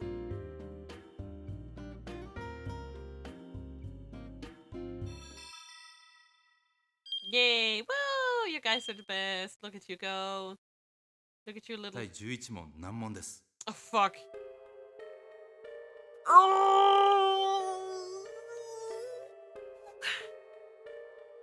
Do they mean cryptographic? Is that what it is? No. No, that wasn't it. I don't know. Ah! That is a difficult question.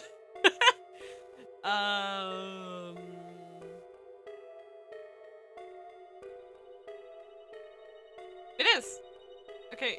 What? So, cryptograms? Cryptographic? What am I supposed to write exactly? Oh, it is hard. Damn it.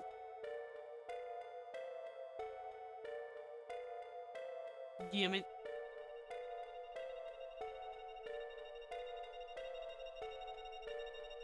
It's the way it's done.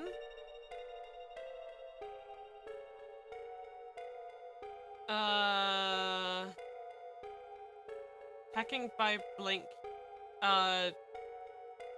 Connecting to the device? Or...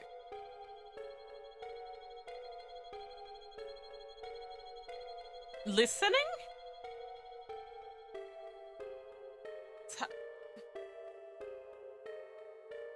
I don't know. That confuses me. I mean, she didn't hack it though. She didn't crack it. She didn't crack it though. She already knew. We already know that she already knew.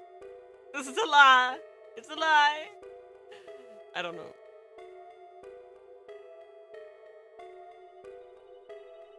Yes.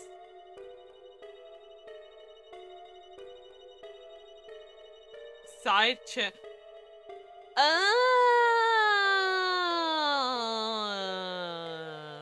I remember that word now that you're saying it, but I would never have remembered that on my own. Like, I would never have been smart enough to remember that on my own. Like, now that you're saying it, I'm like, yeah, I do remember that.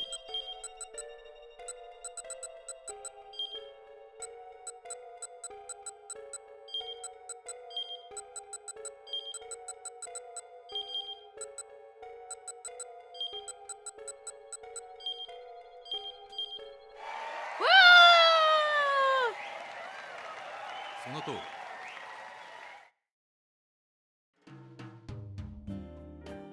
Suguru Makino. Oh my god, this asshole. Now there's someone I'm putting in F tier.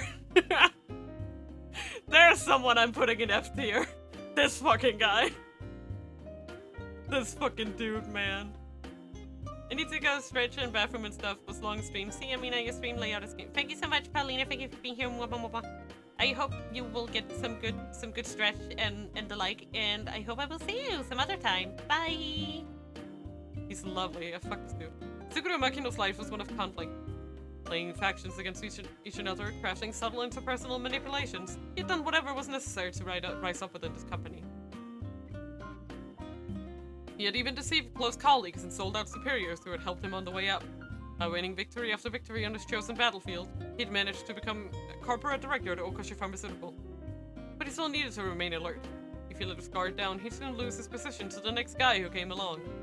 To keep his finger on the pulse of the industry politics, he always made a point of putting in an appearance at functions he was otherwise disinclined to attend.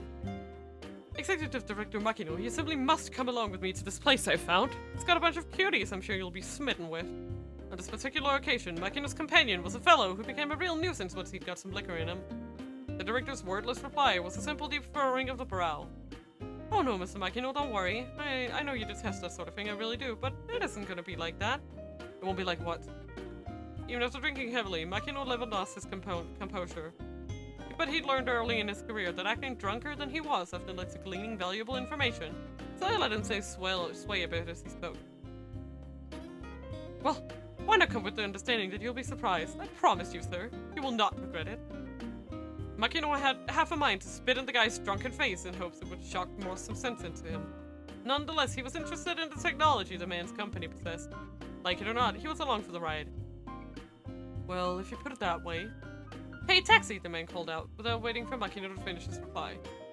A cab promptly stopped to pick them up. Makino had assumed they'd be heading to some popular hotspot like Ginza or Roppongi, but instead his companion directed him to the cab toward the suburb. Aha, and here we are! Makino was dumbfounded by the sight of their destination. They got out of the car in front of a dingy, multi-tenant building with no signage out front. Surely he hadn't been brought someplace illegal? With a wary eye, he looked over at his companion. Don't worry about it. I'm sure you'll like this place. The man opened the door. Peering cautiously inside, Makino blinked in disbelief. What the hell? The interior design scheme was typical of an upscale cafe, aside from the fact that there were cats all over the place. It's a cat cafe! What is this place? This is the cat cafe Meow Meow, the man replied proudly. The cat cafe Meow Meow? Makino echoed the words reflexively as he tried to process what he was seeing. Isn't it cute? The man beamed broadly. Oh my. Makino felt a big bright smile come on. No, you mustn't. He quickly suppressed the urge. Makino was extremely fond of cats! Due to his wife's allergies, however, he hadn't been able to keep one of his own. Dr. Makino, is this not really your thing? The man had taken hold of one chubby cat's forepaws, posing the feline like a lucky cat statue. Ah! I wanna go! No, I certainly don't dislike it. Makino managed to keep his poker face up. May I ask how you knew I liked cats? I saw the framed photo of a cat you have in your Can he make it more obvious?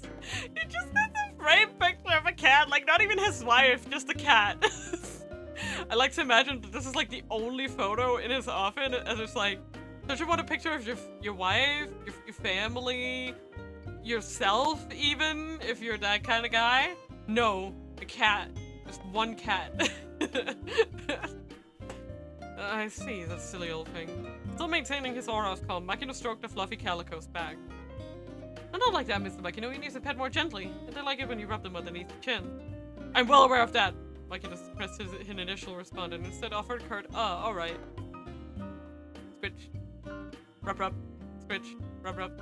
The calico let out a throaty hum of contentment as Makino's fingers got busy under its chin. It was so cute! Too cute! Makino had half a mind to get down on the floor and start rolling around. Goodness. Two young men, seemingly the managers, approached, taking care not to tread on any of the cats. The special course you requested is ready. Let's go, Mr. Makino. Makino's companion joyfully hopped to his feet. What is the special course? It's a secret. You might get a little dirty, so take off whatever clothes you can. Take off my clothes. What for? What in the world are you planning on doing with these cats? Makino felt an unsettling mix of anticipation and unease. Hesitantly, he followed the others into a tiny private room. Step inside and feel free to lie down and relax. With that, the managers departed. For his companion's instructions, Makino stripped down to his briefs and a tank top. After flopping down on the floor, he could hear excited voices coming from the room next door. Ah, yes, amazing! Wait, what? Was the whole cat cafe thing just a front for some licentious backroom business? Had he been tricked? He needs to get his clothes back on right away. Sorry to keep you waiting. Abruptly, the door opened and one of the managers poked his head in. Let's begin. This may be a bit ticklish, but please try to relax as much as possible and don't move too much. The manager gently set the cat he was holding atop Makino's abdomen. What the hell is going on here? Huh? Then another on his chest, one on the crook of his arm, then one on each thigh. So then this is... It's every cat lover's dream, the manager grinned brightly. This is the special course, the cat futon!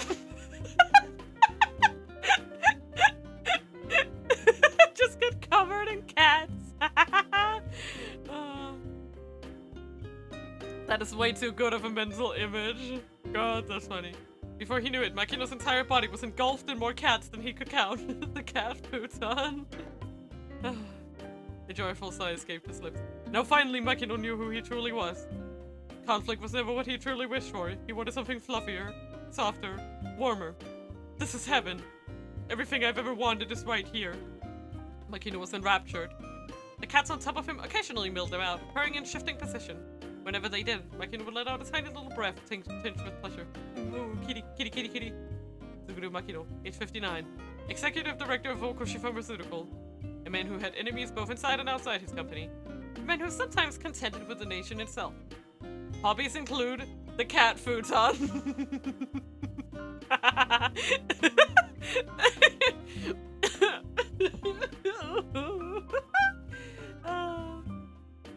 The cat. Oh my god. The cat futon.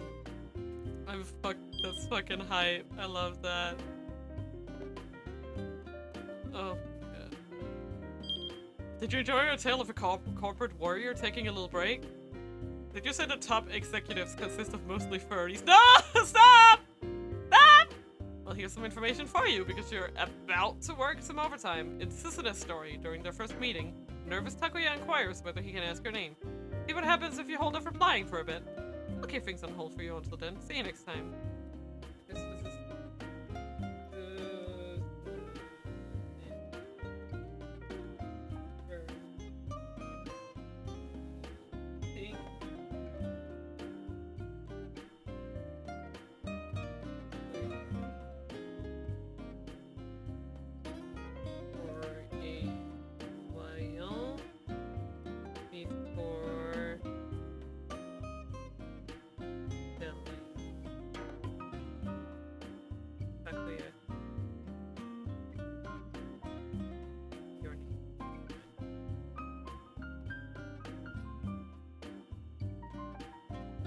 Alright, let's keep going.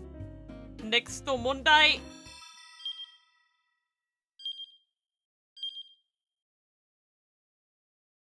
Wait, really? That was it? Oh, wait. What am I supposed to do? What? I'm trying to click on back, but it wouldn't let me. Well, yeah, but how do I exit the screen?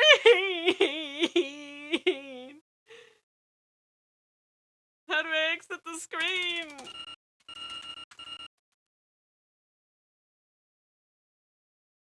I can't do anything. I can't even click anything. I can't get out of the screen. F1. Spamming F1 right now. It isn't reacting. F2 isn't giving me anything. At most I can force shut down the game. Enter doesn't work.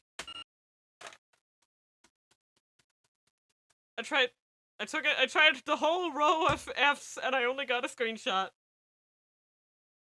I don't know what to do. I think I'm gonna have to force quit the game. That's the only thing I can, because I'm completely stuck. I'm completely stuck on the screen. Yep, I'm trying backspace, but that isn't reacting. So I don't know if I'm supposed to just force quit the game and start it up again, because that's the only thing I can think of. Like, nothing else is working. Like, literally nothing else is working. I'm gonna have to force quit the game. There's nothing else I can do. Unless I want to be stuck here for the rest of my goddamn life.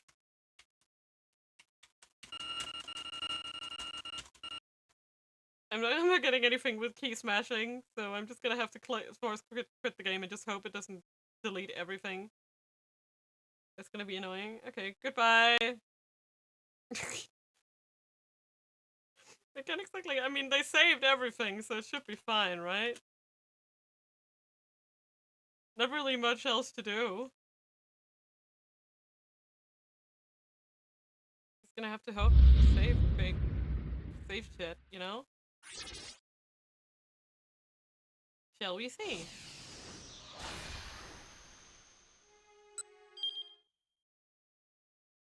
Shall we see if it deleted everything?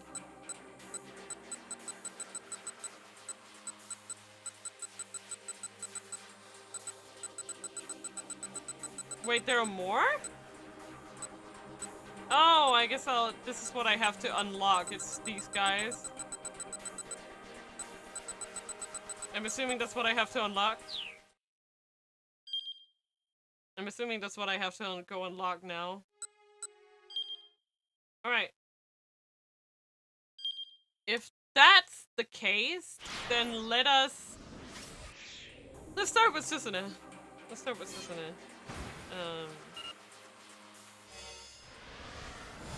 Do I really have to go through all of this again? Ah, okay. We're gonna have to skip through this one. Sadly.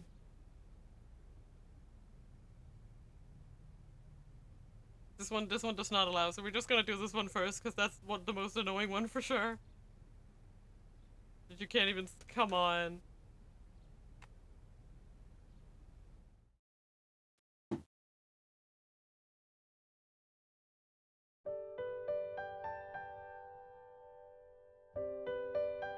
Okay. We're just gonna pretend, I'm not gonna read anything, because I'm gonna get sad again! I'm not gonna read it, I don't care, closing my eyes, I'm not reading. I'm not reading. It's not real. It can't hurt me if it's not. It can't hurt me if I don't read it. It can't hurt me if I don't read it.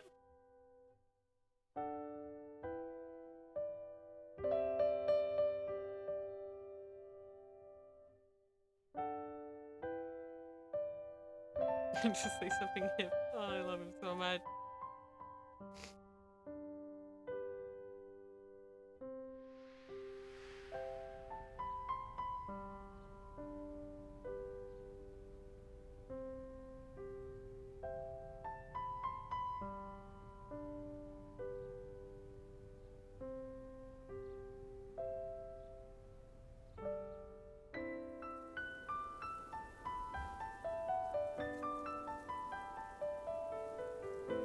No!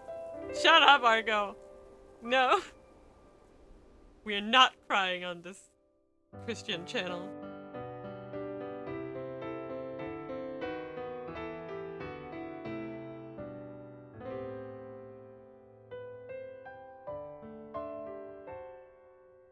We're not crying! You hear me? We're not crying! It doesn't happen.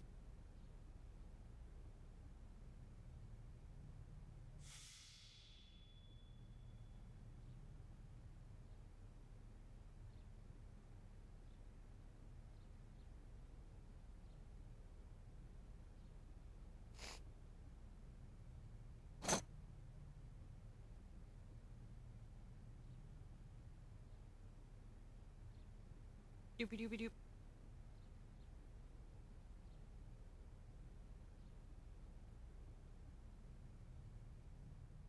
Doopy doopy doop doop doop. Doopy doopy doop doop. Doop doop.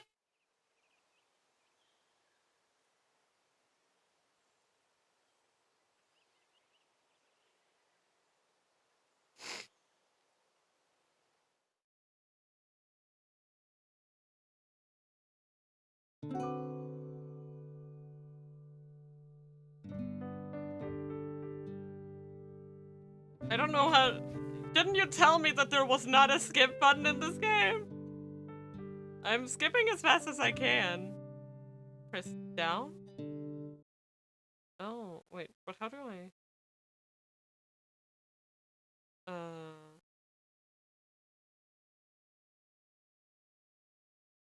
I'm going down.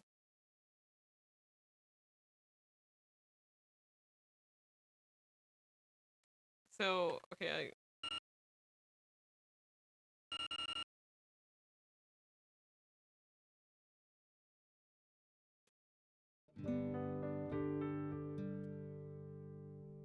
No? I pressed escape and it just brought me back.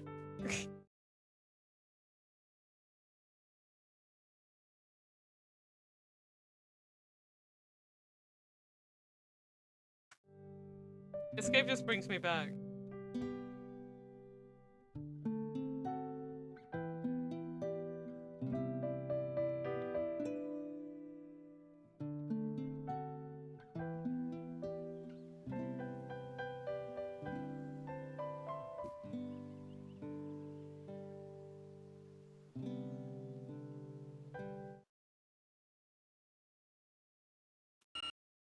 Okay, that doesn't work.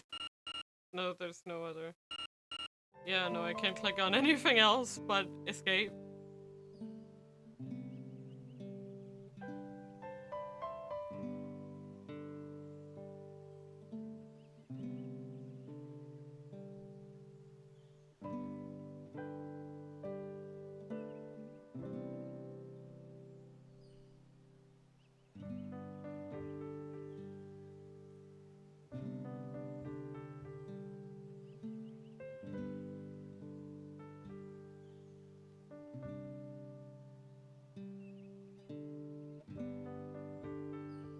Naruhodo.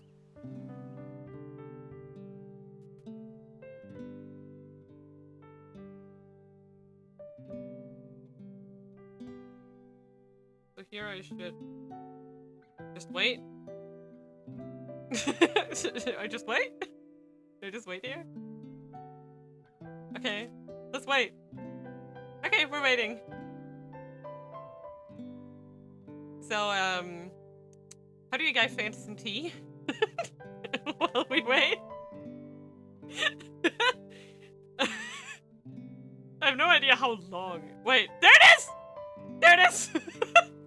I see it! It's there!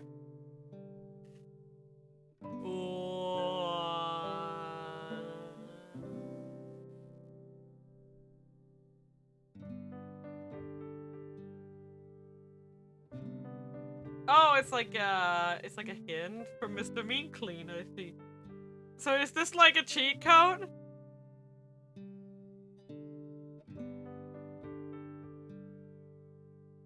So I should just click these buttons in that sequence? So, right, escape, escape, right, right, escape? Is that what I'm supposed to do? I want to make sure before I do anything, because this one is annoying. Wait, that's so much fun. Okay.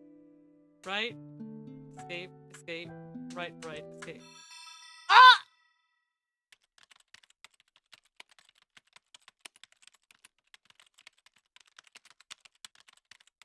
Unable to bear the sweltering heat, I stopped at a cafe on the outskirts of town for a little breather. It seems I've stuck my nose into something more dangerous than I had thought. Okay, so now I can cross that out. Now I can cross that out. Okay. It's been a month since that incident that threw Shibuya into chaos. And even now, here in the Middle East, I still got the scoops coming my way. I got wind of an incident aboard a long-distance railway a few years back. Seems it involved an armed group that styles itself the Serpent. By looking into that, I might finally be able to learn the identity of a certain person of interest. The lead is a risky one, though. March into it too blithely, I might wind up getting killed. So what can I do? There are people back in Japan counting on me.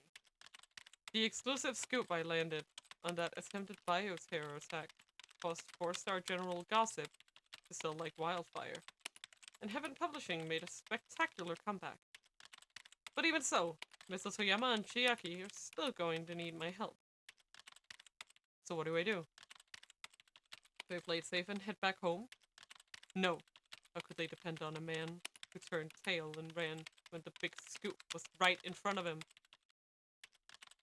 And for my own part, my interest in getting to the bottom of this far surpasses my fear for my own safety. Guess I've got to take this as far as I can. Until I can find out who Alfred really is. What's the real person like underneath that veil of mystery? My story isn't over until I have what I need.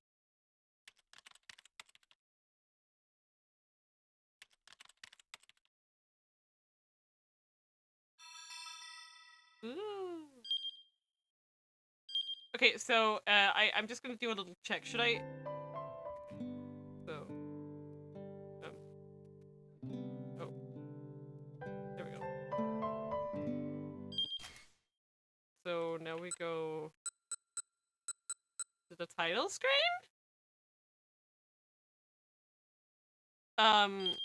Yeah, we'll go to the title screen. So, I was thinking, I should get all the episodes first and then we'll read them in bulk. I think that's better. Okay, so where should we start? Should we start at the top?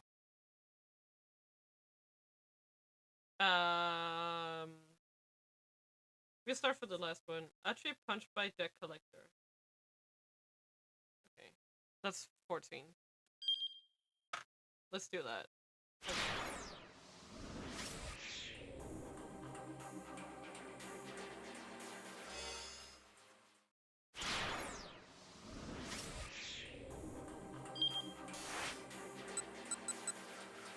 At 14 o'clock, actually.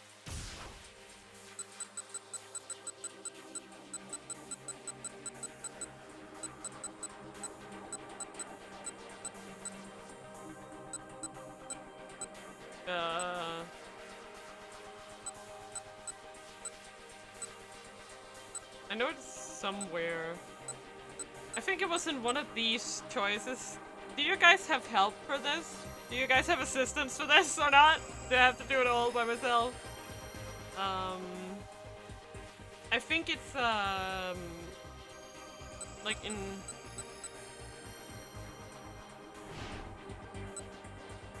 this one, right?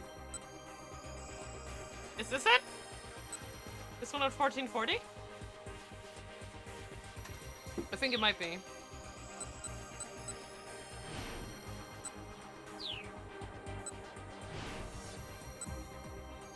Okay, not this.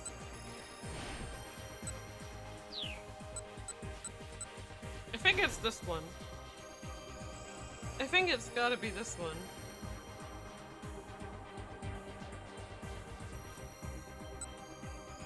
Right? Because that's where he gets caught up with the Yakuza. Okay, 1430.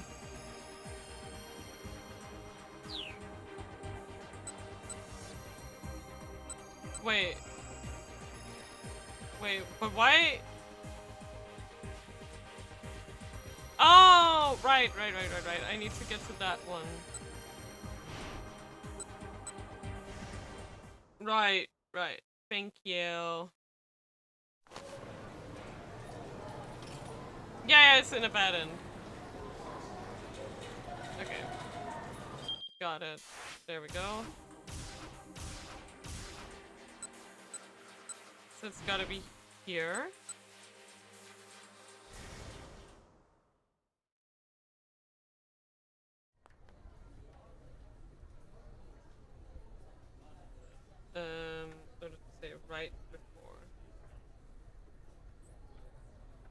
doesn't seem like it's this screen. I am looking, but I don't see any object of interest.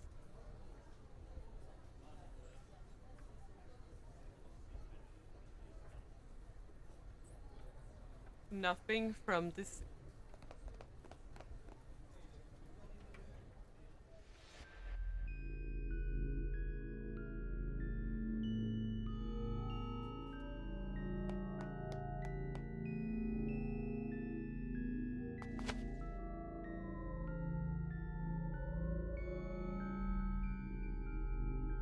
Nothing here.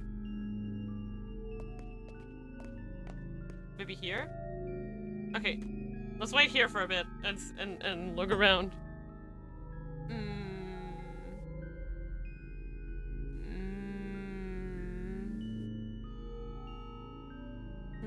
Is it the screen?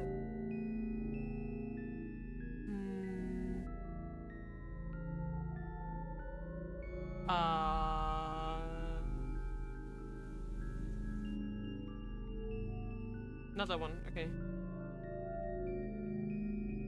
This one? This one looks promising. Okay. Yeah, it is. I'm seeing it. I see it. I see it. I see it. I know what to look for now.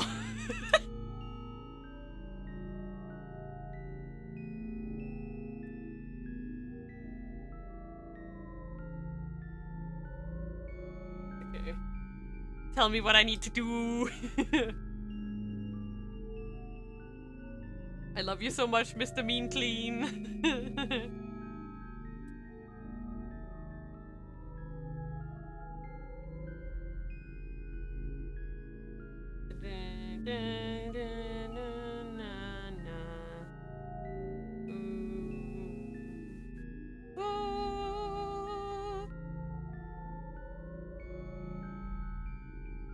So it's right, escape, right, escape.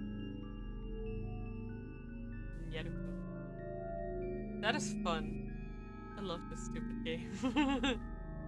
Yeah, let's do it. Shall we do it? Right, escape, right, escape. Teruo Toyama. There he is. A man who survives on the battlefield, that is journalism. The story takes place right after the founding of Heaven Publishing. In a certain high-class residential neighborhood in Tokyo, Toyama hid in the shadow of a telephone pole, an infrared camera in his hand.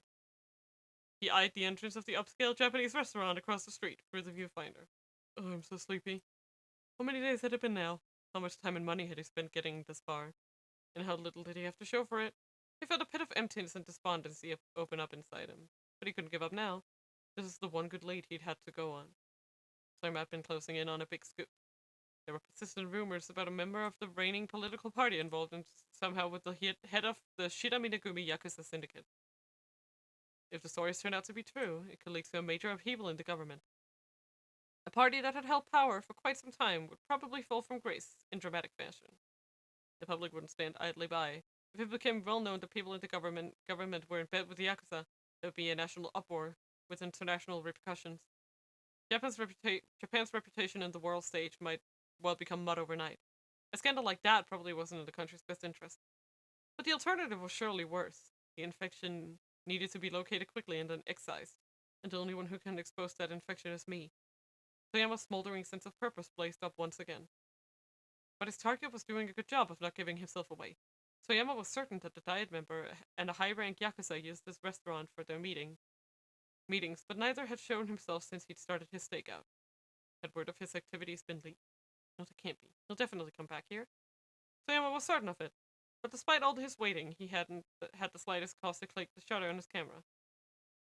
What are you doing? A voice asked suddenly from behind him. Toyama whirled down to see a familiar face. It was a reporter who had written for a rival paper back when Toyama worked for the Central Times. Are you gonna stake out? Foot beaded along Toyama's back. The newcomer glanced cautiously to either side before leaning in to whisper into Toyama's ear. You read on the Yakuza bus on the Diet Man? Toyama's eyes went wide. How do you know about that? This was supposed to be an exclusive scoop that nobody else had caught wind of. My colleagues and I all know about it. It's too big a lead not to have heard of. But the top brass has forbidden anyone from looking into it. Toyama's heart sank. He'd worked so hard, come so far, all just to get his hands on some info that everyone else in the business already had. And not only did they have it, they'd already decided not to publish it because of the risks involved. I'm telling you this for your own good, Toyama. You need to drop this one. You must be joking. Do you know what will happen if I just let this slide? Toyama wrote articles because he needed to put food on the table, but he was also motivated by a strong sense of justice. Journalism and justice have to go hand in hand. Come on, Toyama. You're not just some upstart kid anymore. The man frowned like a disapproving school teacher. Toyama bristled. At least I'm not the one sacrificing the truth to protect the status quo. Look, if you want to make fun of me, go right ahead. I've got 2 kids and a loan on the house I just bought. Toyama practically lunged at the other fellow. Damn it, man. Have you no sense of pride? Oh, hey, hold on, let me finish. The man pulled free of Toyama's grasp. I came to find you because I have a scoop for 4-star general gossip. Huh? Toyama stared back at him in disbelief. I'm not allowed to write about this, but this business still has to go public, right? Wait, so you're... Yeah, I'm giving you the info I've got. He and Toyama shared a conspiratorial look. There's a warehouse down by the docks you might want to check out. Toyama lurked near one corner of the dockyard warehouse. A lukewarm breeze wafted against his cheek. How many minutes, no, how many hours had he been waiting? Had he gotten a bogus tip? He had half a mind to give up, but stubbornly he continued to wait. Finally, a black car approached. Toyama hurriedly slipped behind a shipping container and readied his camera. The vehicle parked near the water, the lights cut out and the engine fell silent. The windows were tinted, concealing whoever was inside. A few minutes passed and Toyama heard the sound of a small pleasure yacht humming across the waves. Its lights drew closer and closer, making a beeline for the car's position. The craft drew up alongside the pier, and several thugs got out, scattering into the security area. The car door opened and someone stepped out. Toyama readied his camera again. Through the viewfinder, he spied the senior secretary of the Diet member he'd been investigating. If that guy was here for a meeting, there could be no doubt about who had sent him. Then someone appeared on the deck of the boat. His suit fluttered majestically in the salty sea breeze. Toyama recognized this man, too. It was the Yakuza boss's right-hand man, his chief negotiator. Toyama clicked the shutter wildly. He captured the entire scene as the secretary took one of the fuck's hands, boarded the craft, and began talking to the Yakuza henchman. Looking relaxed and familiar. This would be a political bombshell. The unveiling of such a major link between the government and the underworld would turn Japan on its head. One of the fucks picked up on the faint sound of the camera shutter. He began striding in Toyama's direction. The two made eye contact through the viewfinder. Uh-oh! Not a good time to get discovered. Toyama scurried away despite desperate to flee the scene. He spotted a truck parked a short way down the road. There's no time to look for something better. He clambered up and hid himself in the bed of the truck. A moment later, the truck's engine started and the vehicle sped away. Toyama lay huddled on his side, his eyes scrunched tightly shut. Only occasionally did he risk a glimpse of the passing scenery. The truck left the harbor and got onto the Shudo Expressway. Then it merged onto the Tomei Expressway. That meant it was going to keep heading west, probably for quite some distance. It was indeed a good long while before the truck finally stopped. Once he heard the driver get out and walk away, Toyama popped his head up and took a look around. His eyes alighted on a blue road sign nearby. Nagoya? Oh, this was bad. He needed to get back to Tokyo right away. Wearily, he dragged himself to his feet. As he did, he sensed something behind him. Dad? Hana, is that you? Somehow Toyama's daughter was in the bed of the truck there with him. What? Hana, what are you doing here? I wanted to be the hide-and-seek champion. Hide-and-seek, so wait, you hid in the back of this truck and then... Hana gave a tiny knock. What are you doing here, Dad? Oh, right, then, well, Daddy was chasing after a scoop. Uh-huh. Yeah. The two chuckled awkwardly. Well, first things first, Toyama said. We need to get home. Toyama! I love him so much. He's great. He climbed out of the back of the truck and started walking. So, did you manage to become hide-and-seek champion? Definitely. The kid who's it still hasn't found me after all. What about you and your scoop, Dad? I was right on the mark. Sales for the next issue of 4-star General Gossip are going to be through the roof. Guess that makes you a champion too, Dad. I guess you're right. When the stone broke over the streets of Nagoya, father and daughter walked amiably along hand in hand. What? Fun.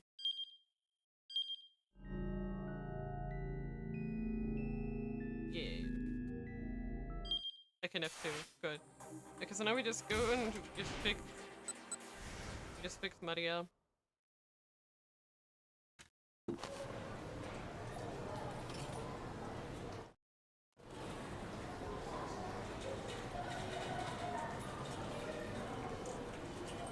Okay, there we go. Next one is 14 Osawa. And he is, what does it say? Imagines a future where the virus spreads. I remember that. Was that at the very...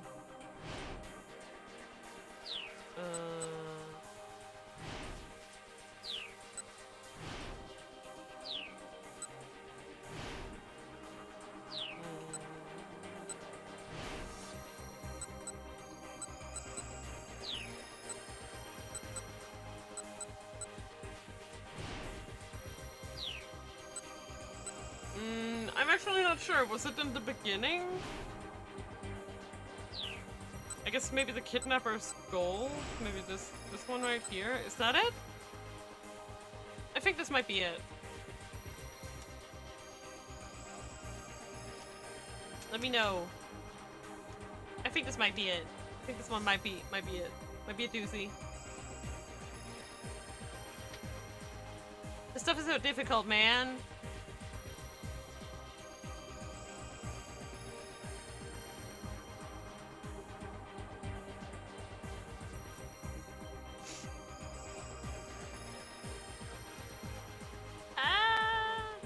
Okay, tunnel 1420.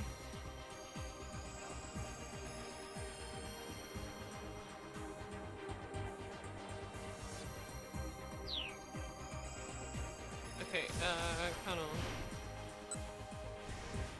Syndicate's goals.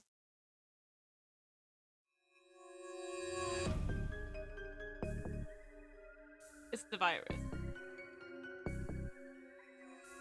I'm just doing them from the bottom up.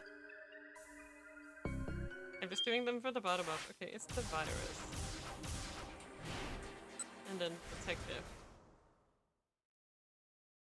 Alright. The virus.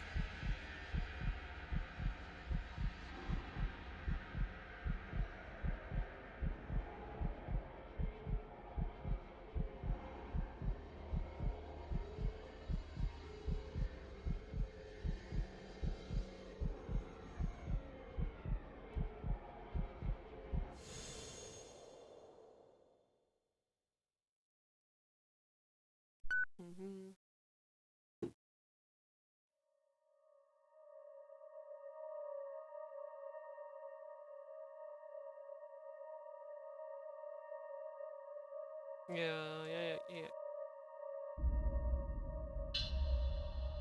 Okay. I am...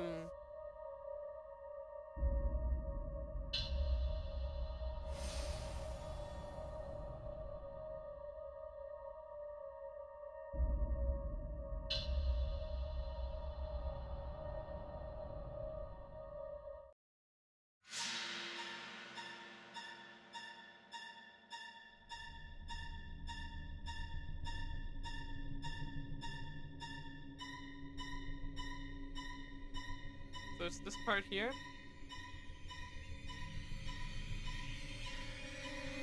Yeah, okay. Just the one with say... There's an odd command. Okay.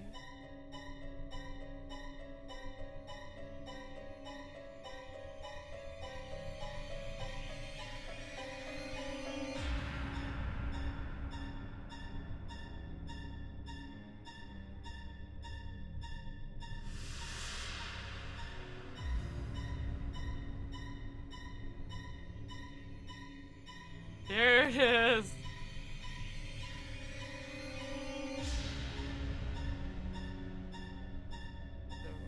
Right. Escape. Right. Escape. No?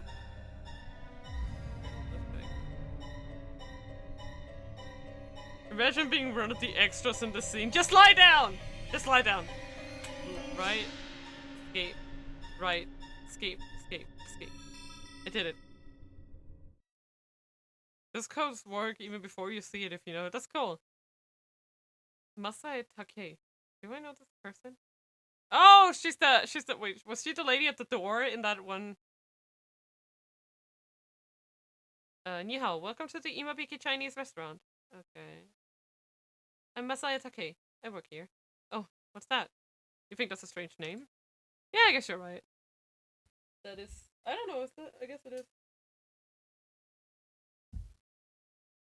One of those, did your parents hate you kind of name? It is a weird name. Imabiki Chinese restaurant. Oh! The restaurant. Imabiki. Okay.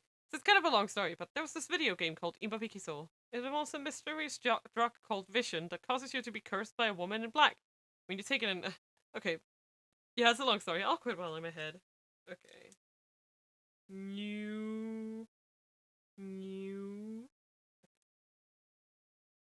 Anyway, the point is that there was this game called Imabikiso, and the restaurant opened to commemorate its release. A lot of the menu items tie in with the game. Let me introduce you to the mysterious charms of Imabiki Chinese Restaurant. Here, have a cup of oolong tea. You can sip on that while you listen. The food here is cooked using a closely guarded 4,000-year-old Chinese technique known as the... I'm not gonna try and read that. I'm not good with Chinese. It's a special cool name charring method. China is said to be home to 8 great regional cuisines, and so the menu is divided into 8 broad sections. But each of these is cooked using the cool shit method. Cool shit, nice, fun, to bring out unique and striking tastes. I would love to know how to read that, but I do not. You want to know more about the method? Okay, I shall tell you part of the ancient secret. So you know how if you burn something just right, you get this nice tasty crunch? But if you burn it even a tiny bit too much, it becomes a nasty, inedible mess.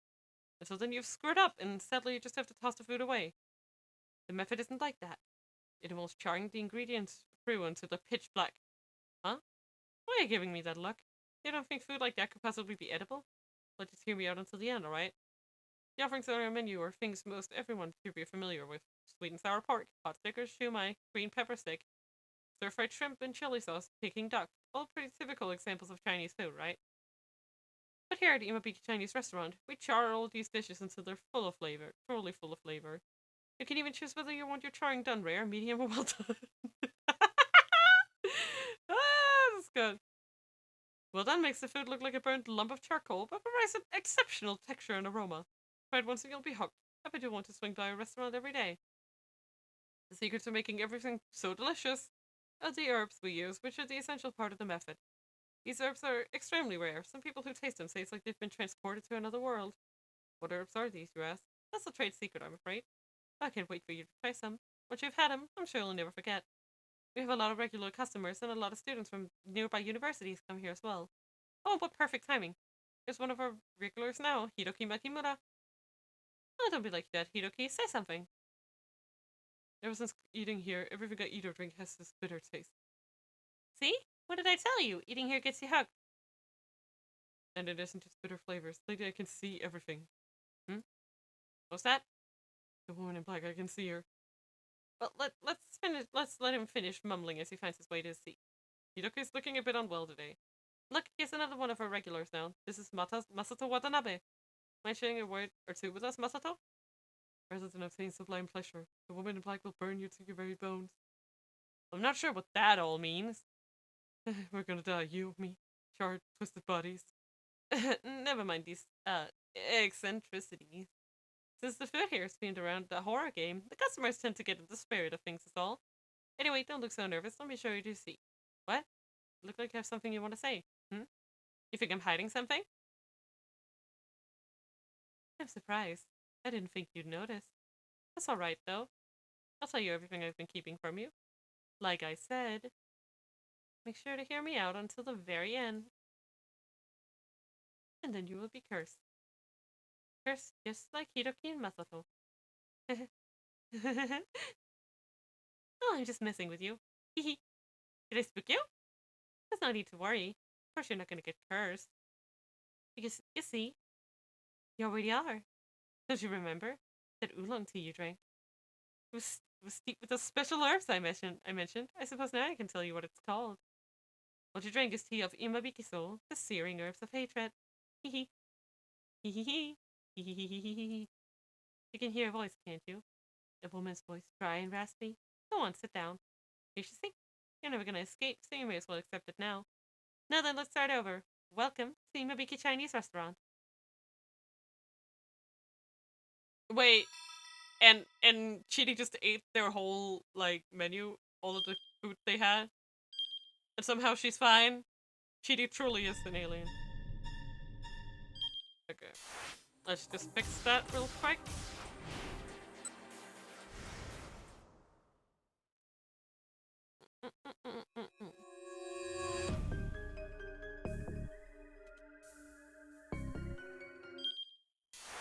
Alright. Next up is actually at 1 p.m. Cat in the storehouse.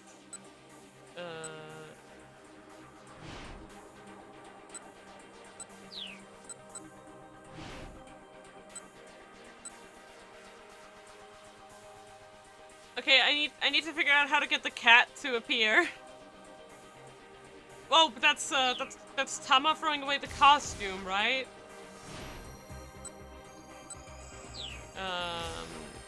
Here.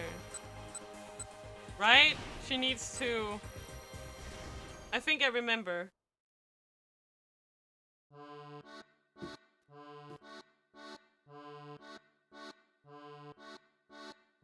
I'm pretty sure I have to throw this. Yeah!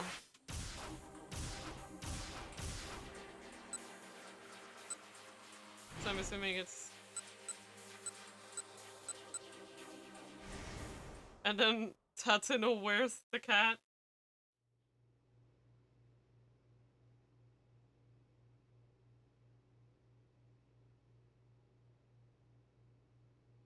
Cat.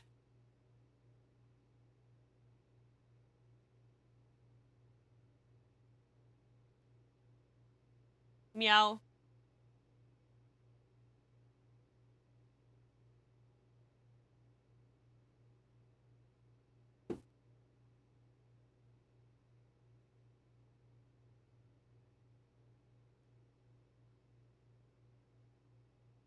She's literally Kirby. She just consumes everything.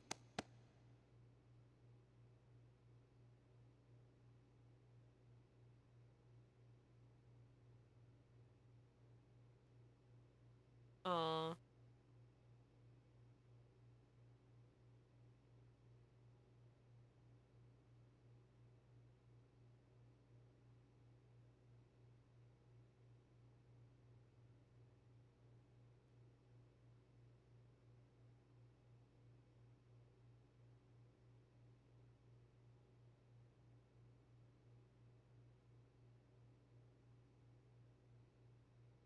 I love Archie so much. He's my boy. My boy. I love him so much. He's just a good boy. I'm just trying to figure out... Okay, here we go. Okay.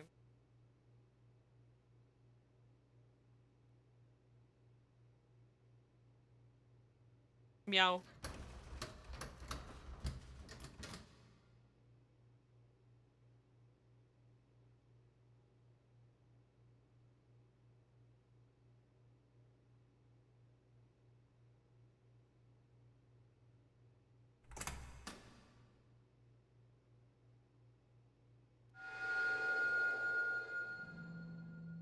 Dun dun dun! Oh, it's just a kitty cat. Giant kitty cat walking upright.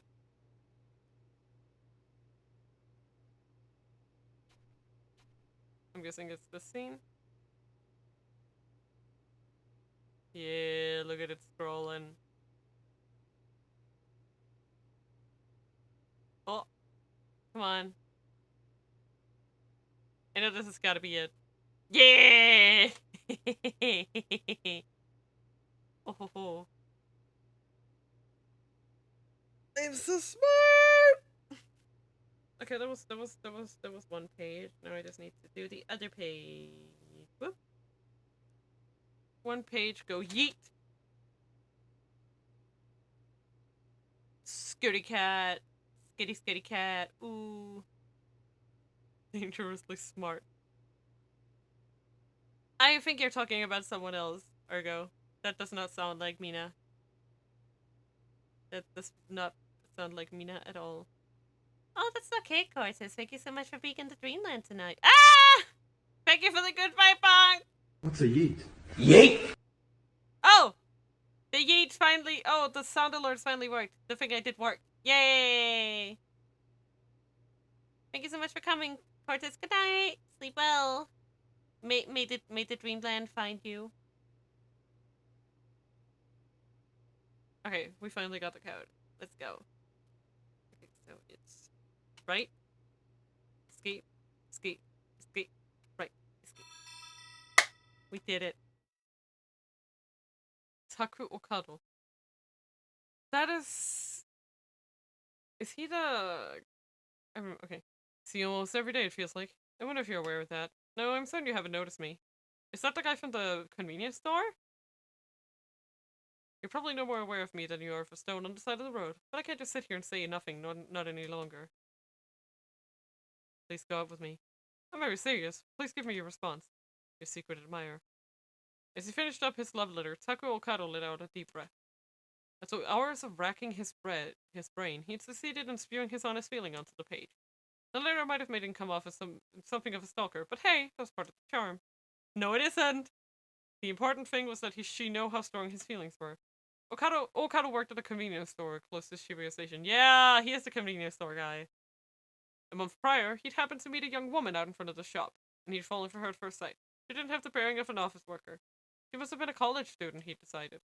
After that first encounter, she came by nearly every day at 12:15 p.m. to buy lunch. A raisin sandwich and a coffee milk, that was her usual.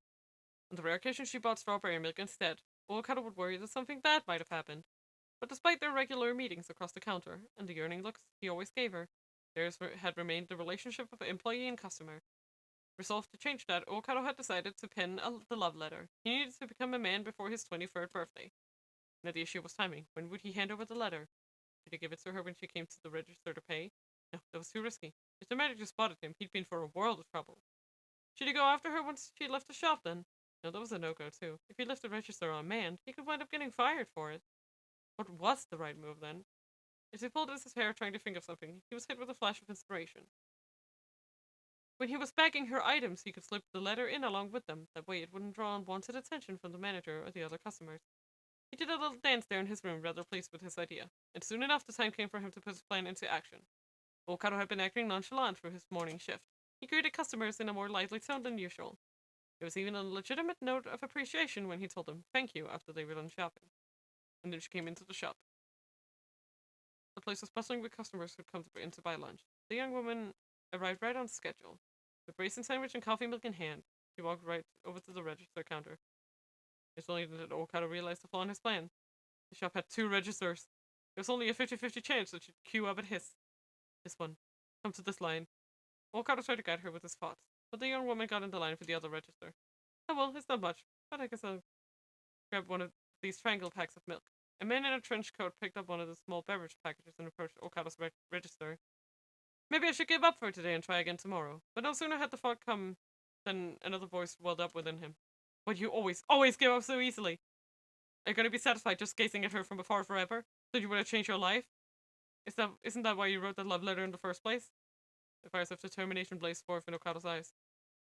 Whoops! I tripped! He blurted out a bit too obviously, bumping into the cashier next to him. The impact sent the money inside the register scattering across the floor. His co-worker grumbled in irritation as he bent down to start picking up coins. His ruse had been a success. Ah, pardon me, Okado called out. Next customer in line, please? The young woman switched over to the line for his register. The plan was back on track! God fucking damn it. The man in the trench coat stepped up to the counter. Okado was a mask of calm and he scanned the barcode for the customer's milk. By the way, I have one question, the man said. That'll be 105 yen. The young woman was in line right behind this guy. Same as always, she didn't look Okado's way. You guys still sell strawberry milk here? Okado took the man's money. Exact change, I see. He looked over and saw the young woman had her usual raisin sandwich and coffee milk in hand. Used to be a huge fan of that stuff, you see. Very much so. Next customers? Sushi would be right in front of him. The bag with the love letter inside had already been prepared there underneath the counter. All he had to do was slip the raisin sandwich and coffee milk inside and it'd be mission accomplished. Your total comes to 284 yen, Okado said with a slight lilt. Also, that's... oh my god. Like, imagine that, like, a sandwich and a drink for, like, less than $3. Bruh. The young woman flashed a faint smile. She pulled a 1,000 yen bill from her wallet. Alright, this was it. Okado went to grab the bag with the love letter inside. Oh, that's alright, the young woman said. I don't need a bag. Bleh. Okado stammered like a complete imbecile. without a bag, your stuff. The woman unslung a bag of her own from under her arm. This is actually really uncommon. I think while I was over there, they were actually asked to start, like, asking people if they wanted a bag. But, like, it's been sort of like a foregone conclusion that people need bags, in Japan, I feel. Like, they just are given bags. Like, you actually, I remember having to actually be like, no, I don't need one. Like, even if you just bought, like, one thing, it's like, I can hold it! I can hold it! It would take the same amount of hands. So, yeah. Cause like, that's such a different culture, at least from here in Denmark. So basically, in Denmark, right, you actually actively have to either A, ask for a bag. Some places don't do bags. 7-Eleven doesn't do bags. Or you either have to ask for one or you have to take one yourself. Like, they have them under the under the register. They have like a little opening for plastic bags. So I'm just like that as a cultural thing was very different for me, because that's not like a regular thing in Denmark, unless you're buying stuff from like non, grocery stores. So like if you're buying stuff in, like, if you were buying stuff at a bakery, or you were buying stuff at like a clothing store or something like that, you get a bag. But in a grocery store, no. No, not in a convenience store either. It was a reusable, eco-friendly shopping bag. Reusable bag, but how come all of a sudden you, Okada stammered? The woman smiled brightly. I care an awful lot about the environment. She placed the item she'd purchased into the bag, and then briskly departed from the shop. Okada crumpled the love letter in his hand and let out a big dreary sigh. Finished! Rip that guy. Anyway. Okay. Meow.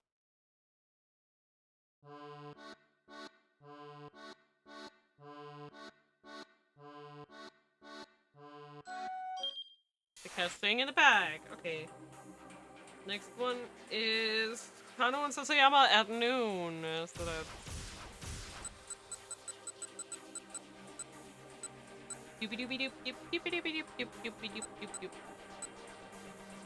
They chase the guy.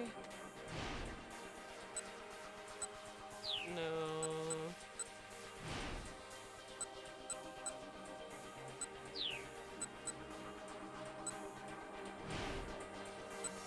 Is this it? I think it's either be this one or this one, probably. Yeah, maybe this one. Do you think it's this one? Like right at 12?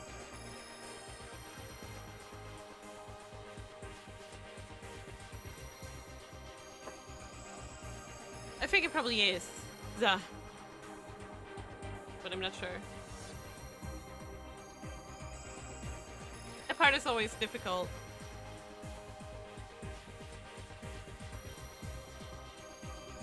Okay, so it is the 1241. Okay. Okie dokie. Got it. Okay. So I need to go to Osawa, 1235.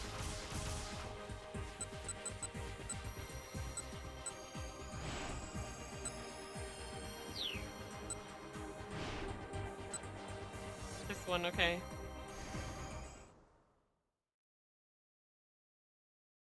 We're just going to use Kano and Sasaya by running away from the camera. Yeah.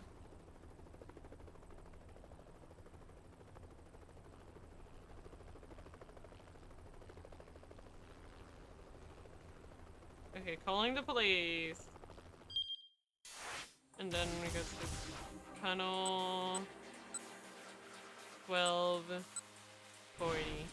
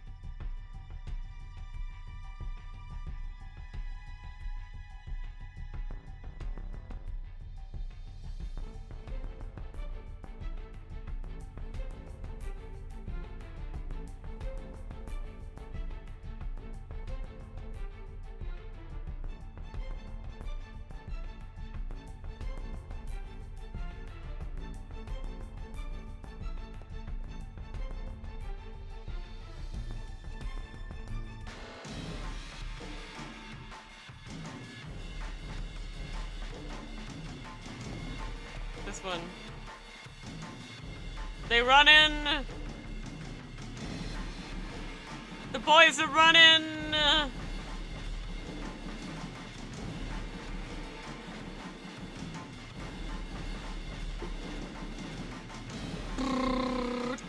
Here it comes. Here it comes, everybody.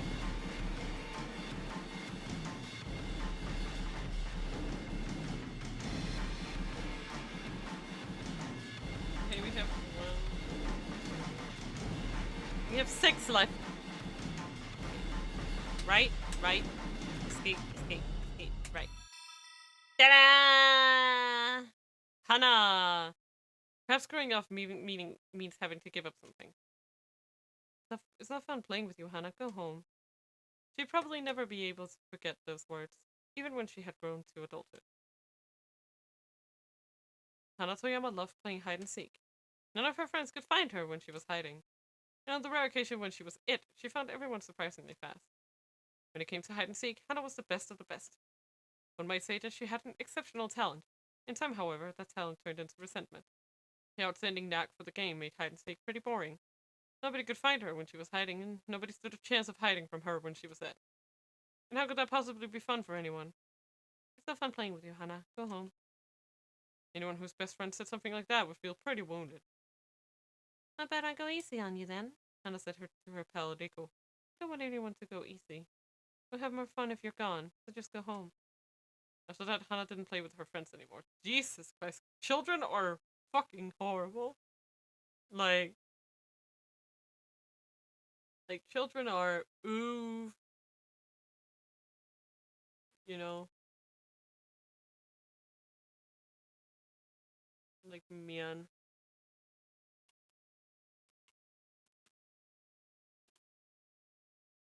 Like, holy crap. No wonder she's so jaded. Jesus Christ. I'd also feel very horrible if my friends were just like, you're no fun. Go home. Like, imagine being told that by someone who's supposedly your best friend. Just go home. Fuck you. I don't want to play with you. Like, boy. Oh my god, 6. I just went to check the Discord just to make sure. Your cat. Oh, your cat is so cute.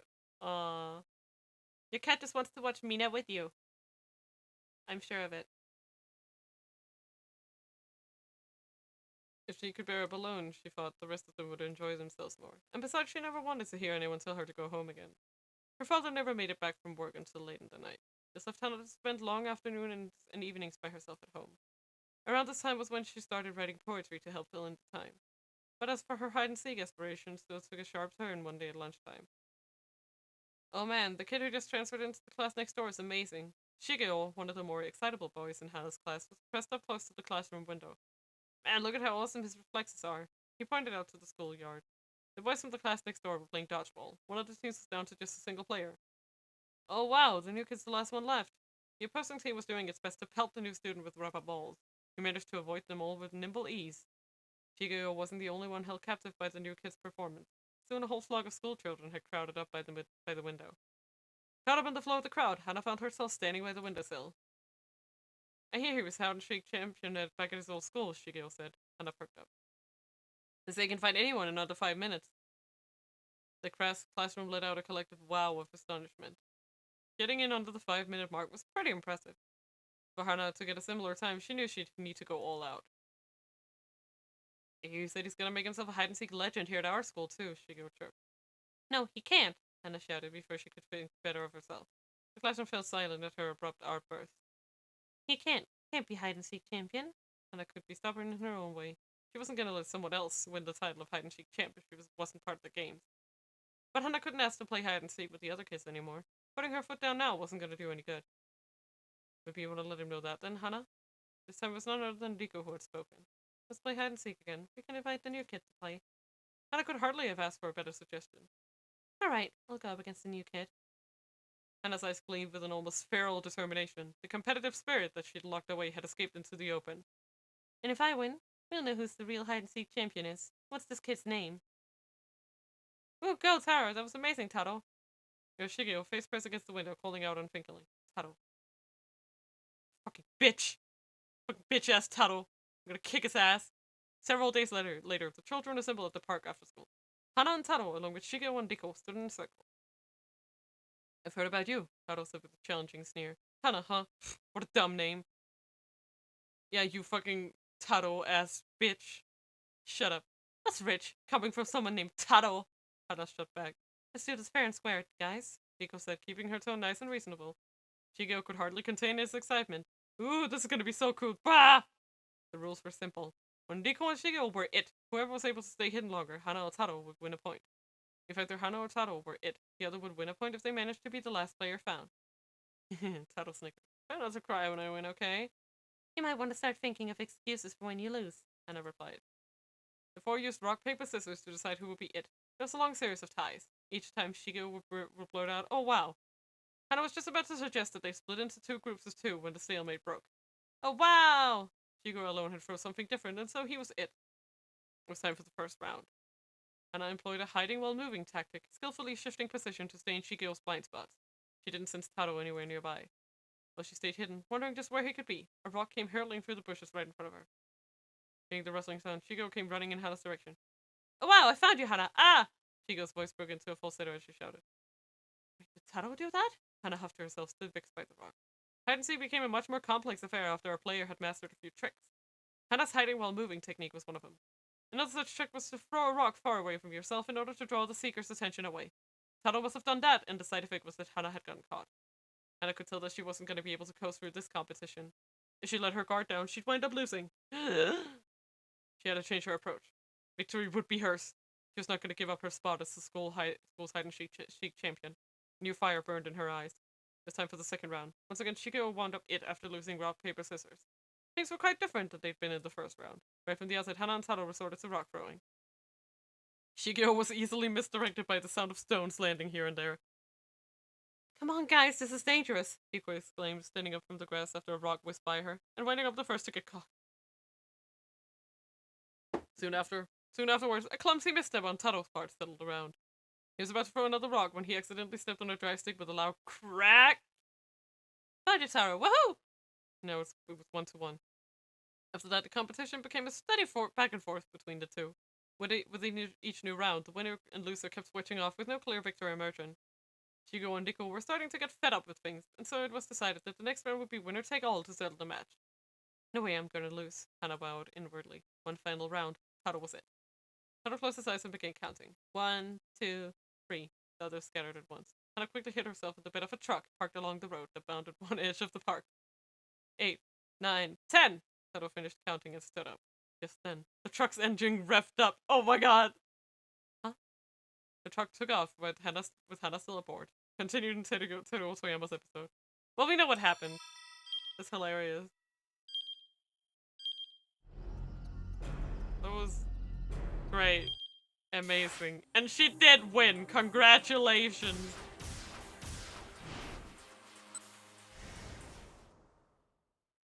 Congratulations. Congratadoodles. To you, Hana.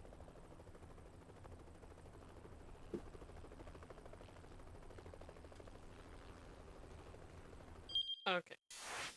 Next up is 12 o'clock, Minorikawa. And he flags down the knickknack shop owner. Wait for background. Okay.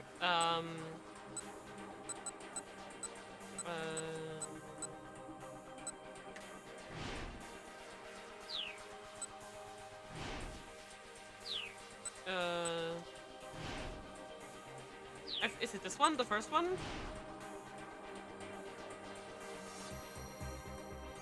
Because I remember what scene they're talking about. I'm just like, which one is it? Ah!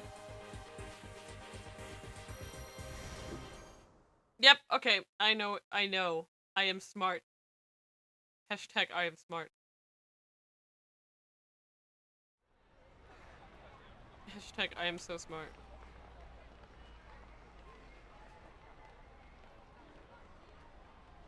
Surveillance cam was. Surveillance cam was.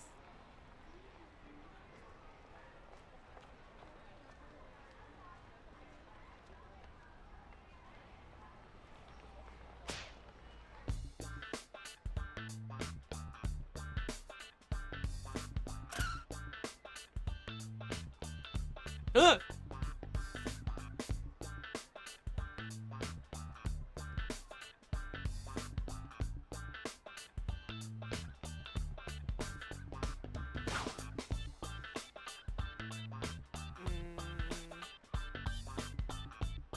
This one isn't quite it.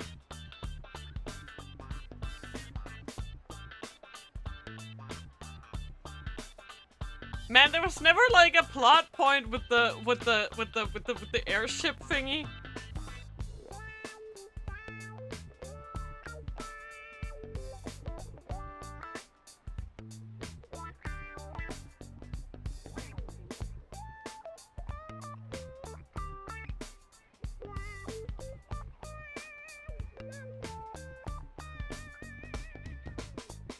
Like this one? Is it this one?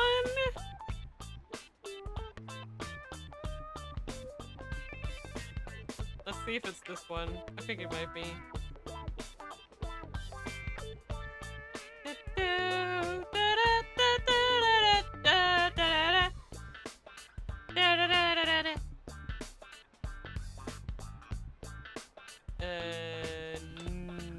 Nope. It was not. Oh, he's to his right now. Right, you're right.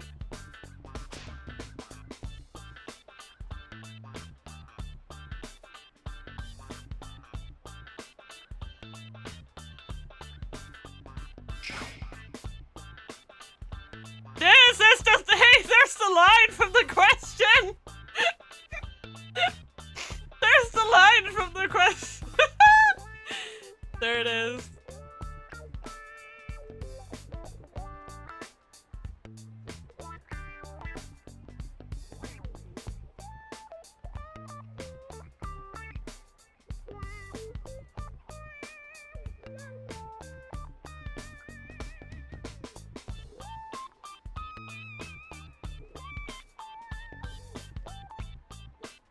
Lamo, I know, right? Hey, sometimes I notice things, okay? Sometimes I have a brain. Sometimes.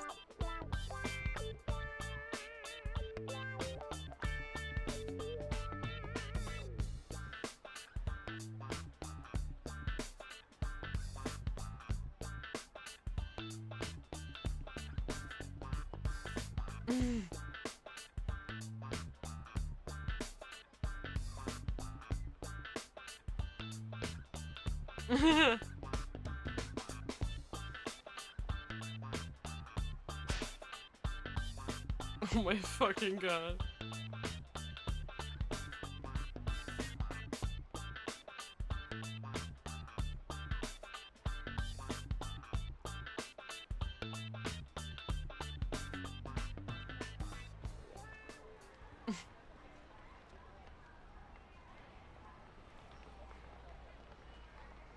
Oh, I'm guessing it's this? Yeah, it's gotta be this one. Right? This one seems perfect. Yay! I found it! Let us get our hint, everybody.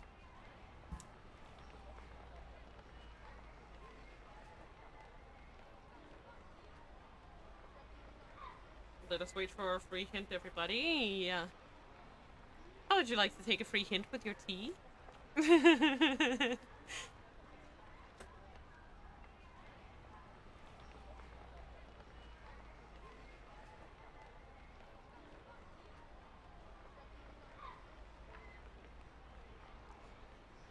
Oh my god, the store in the background is called Crepe Oji-san. Crepe Uncle. The Crepe Uncle. This is Crepe Uncle. Welcome to Crepe Uncle.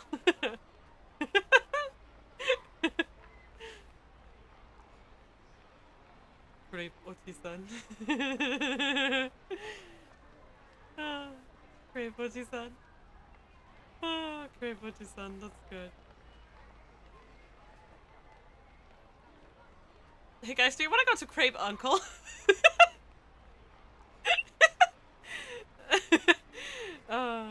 Part of me wants to figure out if these stores are still open, but I doubt it. I doubt it. It's been like 14 years. Alright. Right. Escape. Right. Escape. Right.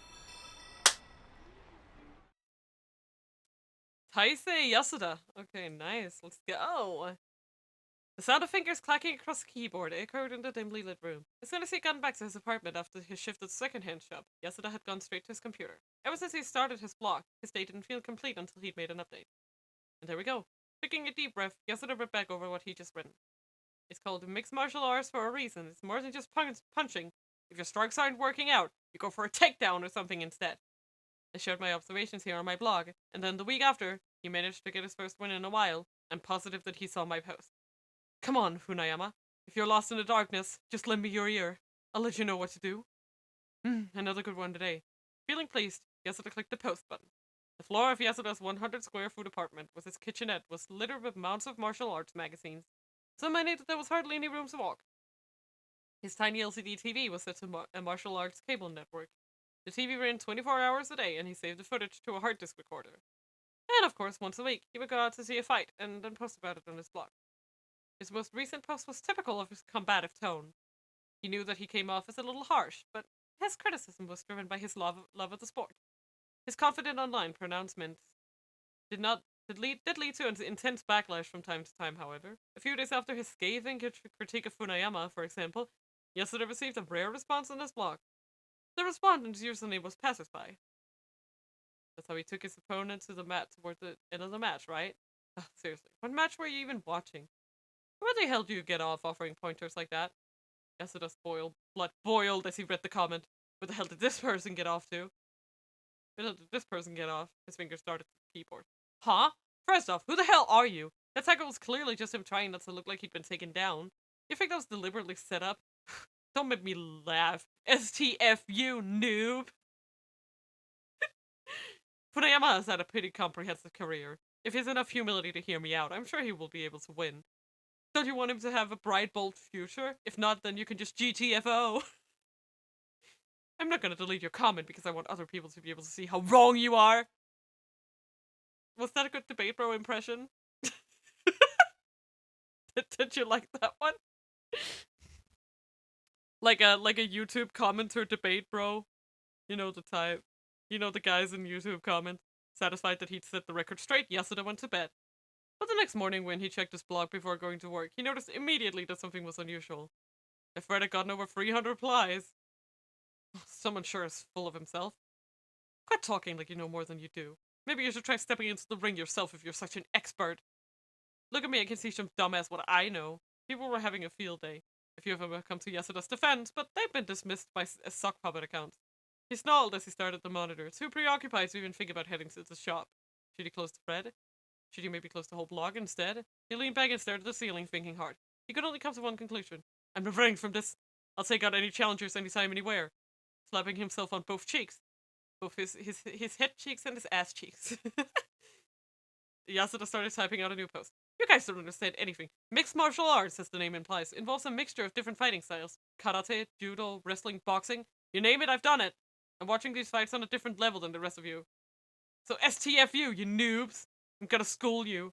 In reality, not only did Yasuda have no martial arts experience, he had barely participated in any sports in his entire life. The only place he was a martial artist was inside his own head. His new post generated even more comments than before. 20 comments was usually a good day. This time, he'd easily blown past 3,000. I mean, he's learned the key to internet fame, I guess. Sweat beaded on Yasuda's forehead. It wasn't out of any apprehension, though. His fighting spirit had been ignited. Yasuda! Yasuda! Yasuda! An imaginary crowd cheered his name in his head. I'm being tested right now. Tested on my love of the martial arts. That's it. I'm not opening shop today. This is more important than work.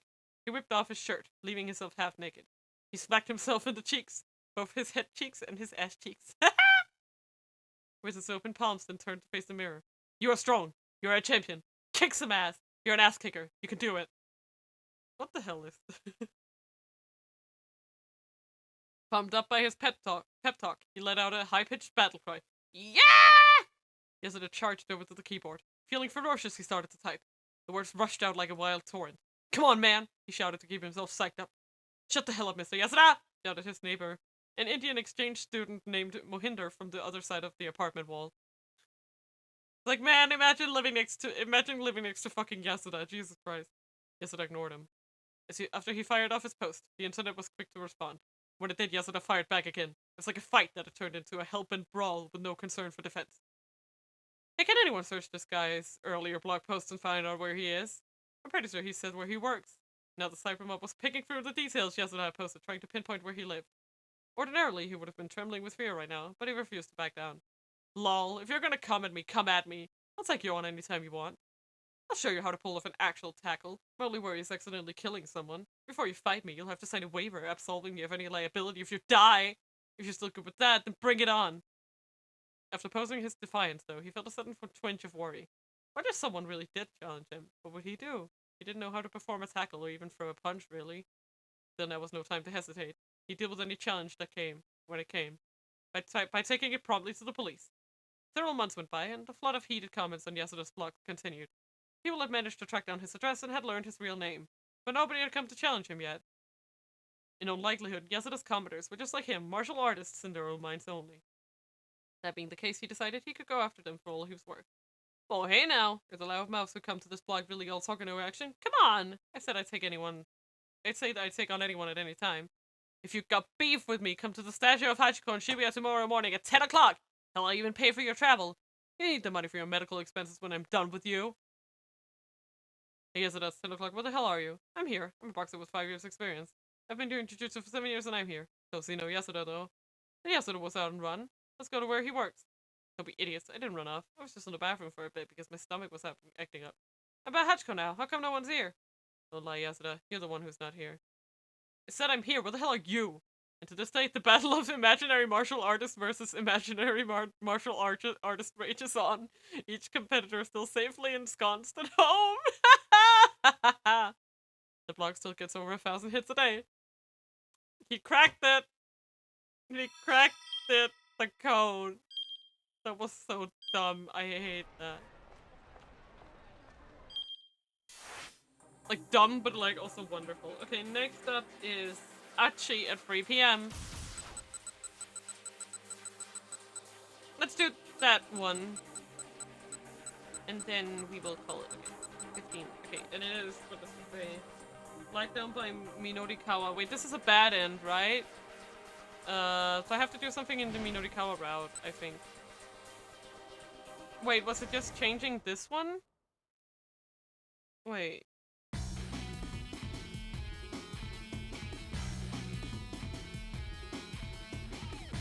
Oh, okay.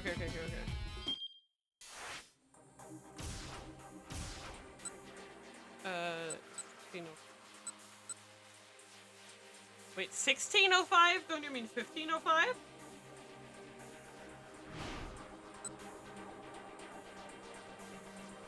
This is 15. Not 16. 15 Achi. When he's slacked down by Minorikawa. Are you sure this is the right one? But I don't think it's related. This can't be related. The hour blocks don't intersect. You know that, Argo.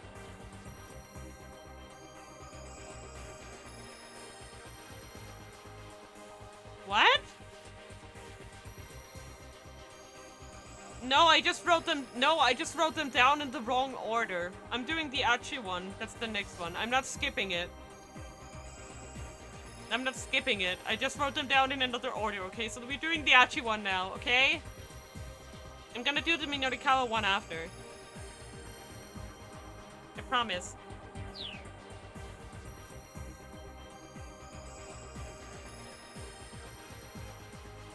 Alright. Yeah, okay.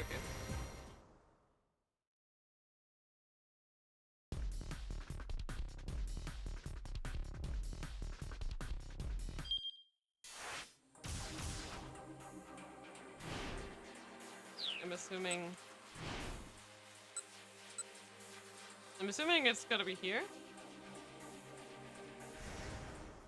Probably.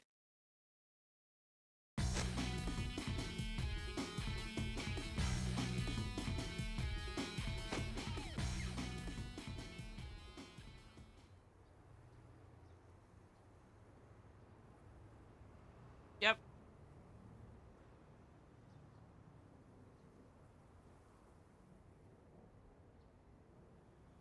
Doobie doobie doobie doobie doop doobie doop.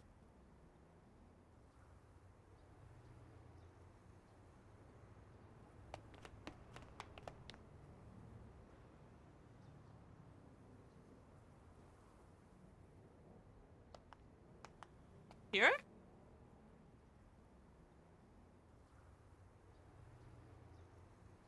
This seems like it might be it.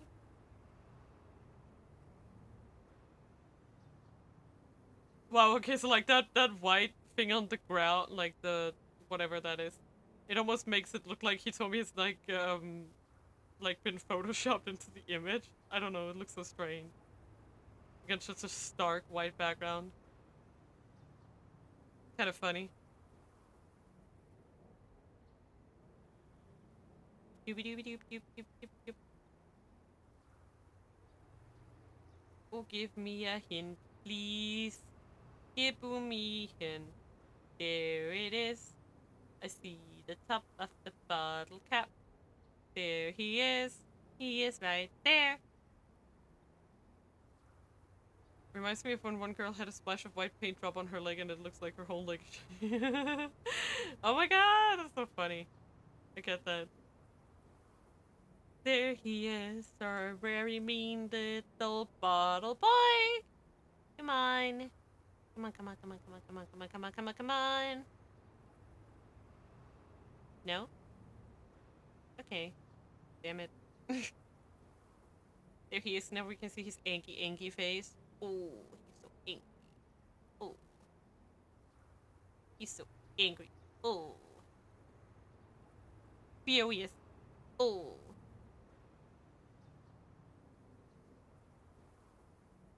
He's a very angry boy. Okay, there we go. Right, skate. Right, skate, skate. Nice! Yoko Kakinuma, finally. Our book-wielding angel.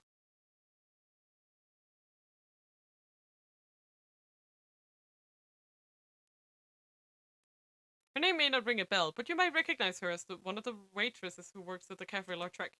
She's currently enrolled in the law school, in the law school at Midoriyama Academy. Her hope for the future is, of course, to become a lawyer. Revisions to the bar exam have made that challenge a trifle easier, but it's still a tough obstacle to overcome. She practically studies in her sleep. Listening in on trials is one of Ryoko's hobbies. She takes the Tokyo Metro Hibaya? Isn't that the Hibiya? Is there a... I think they mean the Hibiya line. I haven't heard of the Hibaya line. To Kazumigaseki Station and then heads to the nearby court building to observe whatever's going on there. Yoko is especially fond of the district court, which handles the first hearing in local cases. Trials could be quite interesting. They're like little dramas about human emotions and desires. But recently, in the course of her courtroom visit, Yoko found herself with a new reason to be present. She caught sight of a man in the courtroom who utterly intrigued her. She wanted to approach him, wanted to talk to him, but it was never going to happen. Now then, shall we begin? His low, honeyed voice made Yoko's heart melt. Will the defendant please come forward? The man who had so fascinated her was the presiding judge. She's like, ooh, judge, in his big wig, and I know. It's fine. His eyes glimmered with cool intellect, while his wild shock of hair hinted at a rugged individualism. Yoko couldn't help it. She wanted to be close to this man. But the judge's bench was so very far removed from the visitors' gallery. Oh, what can I possibly do to get near him? Should I sully my hands with some cry? If I did, he'd have to look me in the eyes as he rendered judgment. The more absurd Yoko's fantasies grew, the more the judge consumed her thoughts. Today, as she waited for a court session to begin, she could think of nothing else. Yoko sat in the visitors' gallery, wearing a brightly patterned dress. Would he notice and find her change of style appealing? What if he thought it didn't suit her? She vacillated between getting worked up in a good way and in a bad way as she imagined him thinking one thing or the other. You're always in here, aren't you? Yoko turned at the voice to see a group of middle-aged women gathered behind her. All of them had gaudily dyed hair and sported gold necklaces and rings. And who might you be? Yoko asked, with some trepidation. You made eye contact with him earlier, didn't you? Huh? Don't play dumb. We know the score. This wasn't making any sense. What are you talking about? The women's faces abruptly turned sour. "You need permission from the boss first," one of them said. "Otherwise, how could we possibly maintain order?" Look, I really don't know what you're getting at here. Could you explain from the beginning? Yoko asked. The women sighed in unison. "That's the new before you," said one. No, we were all like that at first," said another. "Very well, I suppose. Allow me to explain." One of the women stepped in front of Yoko. "We're groupies," the judge who was about to show up. Yoko's eyes went wide. She'd never imagined that a judge could even have groupies. This seems, unconstitutional, to put it mildly. "But," the older woman continued, "if we simply do as we please, we'll be a nuisance to the poor man, when of course what we want is to be supportive." The other woman nodded in agreement. "Yes, don't make the first move. Don't try to give him anything. Just look, but don't make too much eye contact. And no hogging him for yourself. We share him with everybody. That's just the basics of groupism. A normie like you coming along uninvited, well, you'd best take care not to cause trouble." Groupism? Normie?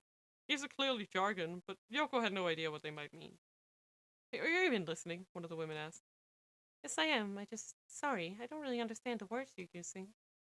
Groupism is the practice for helping your fellow groupies. Normies means regular old normal people. Oh, sure, I get it. Yoko inclined her head. So what did you want with me? "If you're going to be making eyes at that man, you need to be a member." A what? Yoko may have indulged in some flights of fancy, but she was content simply to look. Being part of some group that came here to obsess over the judge sounded like a total nuisance. I'll pass, thank you. I'm fine just looking at the guy, by myself. The other women fiercely narrowed their eyes. "I heard that. You just referred to his honor as a guy." "I do believe that's in violation of Article 2 of the agreement. The agreement has been violated. Punishment must be meted out." Yoko recoiled as the older women flew into an uproar. Look, ladies, your weird pact has nothing to do with me. "How dare you!" As the women stood glaring at each other, court staff and officials began filing into the courtroom. The judge was among them. Rather than cease their bickering, however, both sides elected to escalate. "Be quiet," the judge called out angrily. "I'll have you all thrown out." But none of the combatants could even hear him over the sound of their own voices. The groupies had launched into a rambling tirade about their way of life, the generation gap, their academic history, social standing, and stock indices. As a form of argument, it went far beyond unproductive. Yoko had been pushed to her limits. How about we have him settle this matter for us, she shouted. The other women abruptly fell silent, taken aback. "This is a courtroom. Let's ask the judge to decide who's in the right." Yoko rushed to the front of the visitors' gallery and called out to the judge. "These women are being weird, right? Could I please have an official verdict?" The other women were quick to fire back. "This young lady is at fault for not knowing her place. We've done nothing wrong." The judge stared at them, his face suddenly a mask of stern deliberation. Yoko and the others held their breaths. "You're both in the wrong!" The stern rebuke elicited peals of joy from Yoko and the other women. More! Say something else, please! Oh, please deliberate some more! "All of you behave!" The judge's tone was even harsher now. He's just like, "This is my worst day at work ever. I wanna quit." But Yoko and the others only shrieked more gleefully. "I said, behave!" Josh roared. He hurled the object he'd been carrying at the giddy group in the gallery. Bulky and heavy, it hurled through the air. Yoko and the others reached out their arms, each struggling to be the first to get her hands on it. Lunging forward at the last instant, Yoko landed a catch. "I'll be taking this, thanks." With a cry of triumph, she dashed out of the courtroom. As she exited the building, she could hear the older women crying out in dismay behind her. She grinned gleefully, clutching her prize to her chest. It remains her proudest possession to this day. It's the book! That judge's personal copy of the Compendium of Laws. It's the book she used to beat up Kano's ass. I love you, Yoko. You're the best. This is dumb, but good. Okay.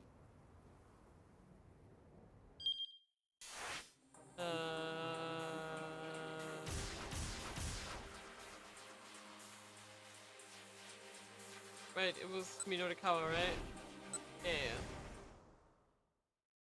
That was great. I love it. I love you, Yoko. Okay, there we go. I think that's where we're gonna call it for today. Like, these kinds of reading games are hard to play for longer than 3 hours. Like, my voice just starts to give out, you know? And aside, we're gonna be rating Joe Barra today. He's playing Elden Ring. He's playing it to prove that he can't play Souls games. uh, so let's go cheer him on, shall we?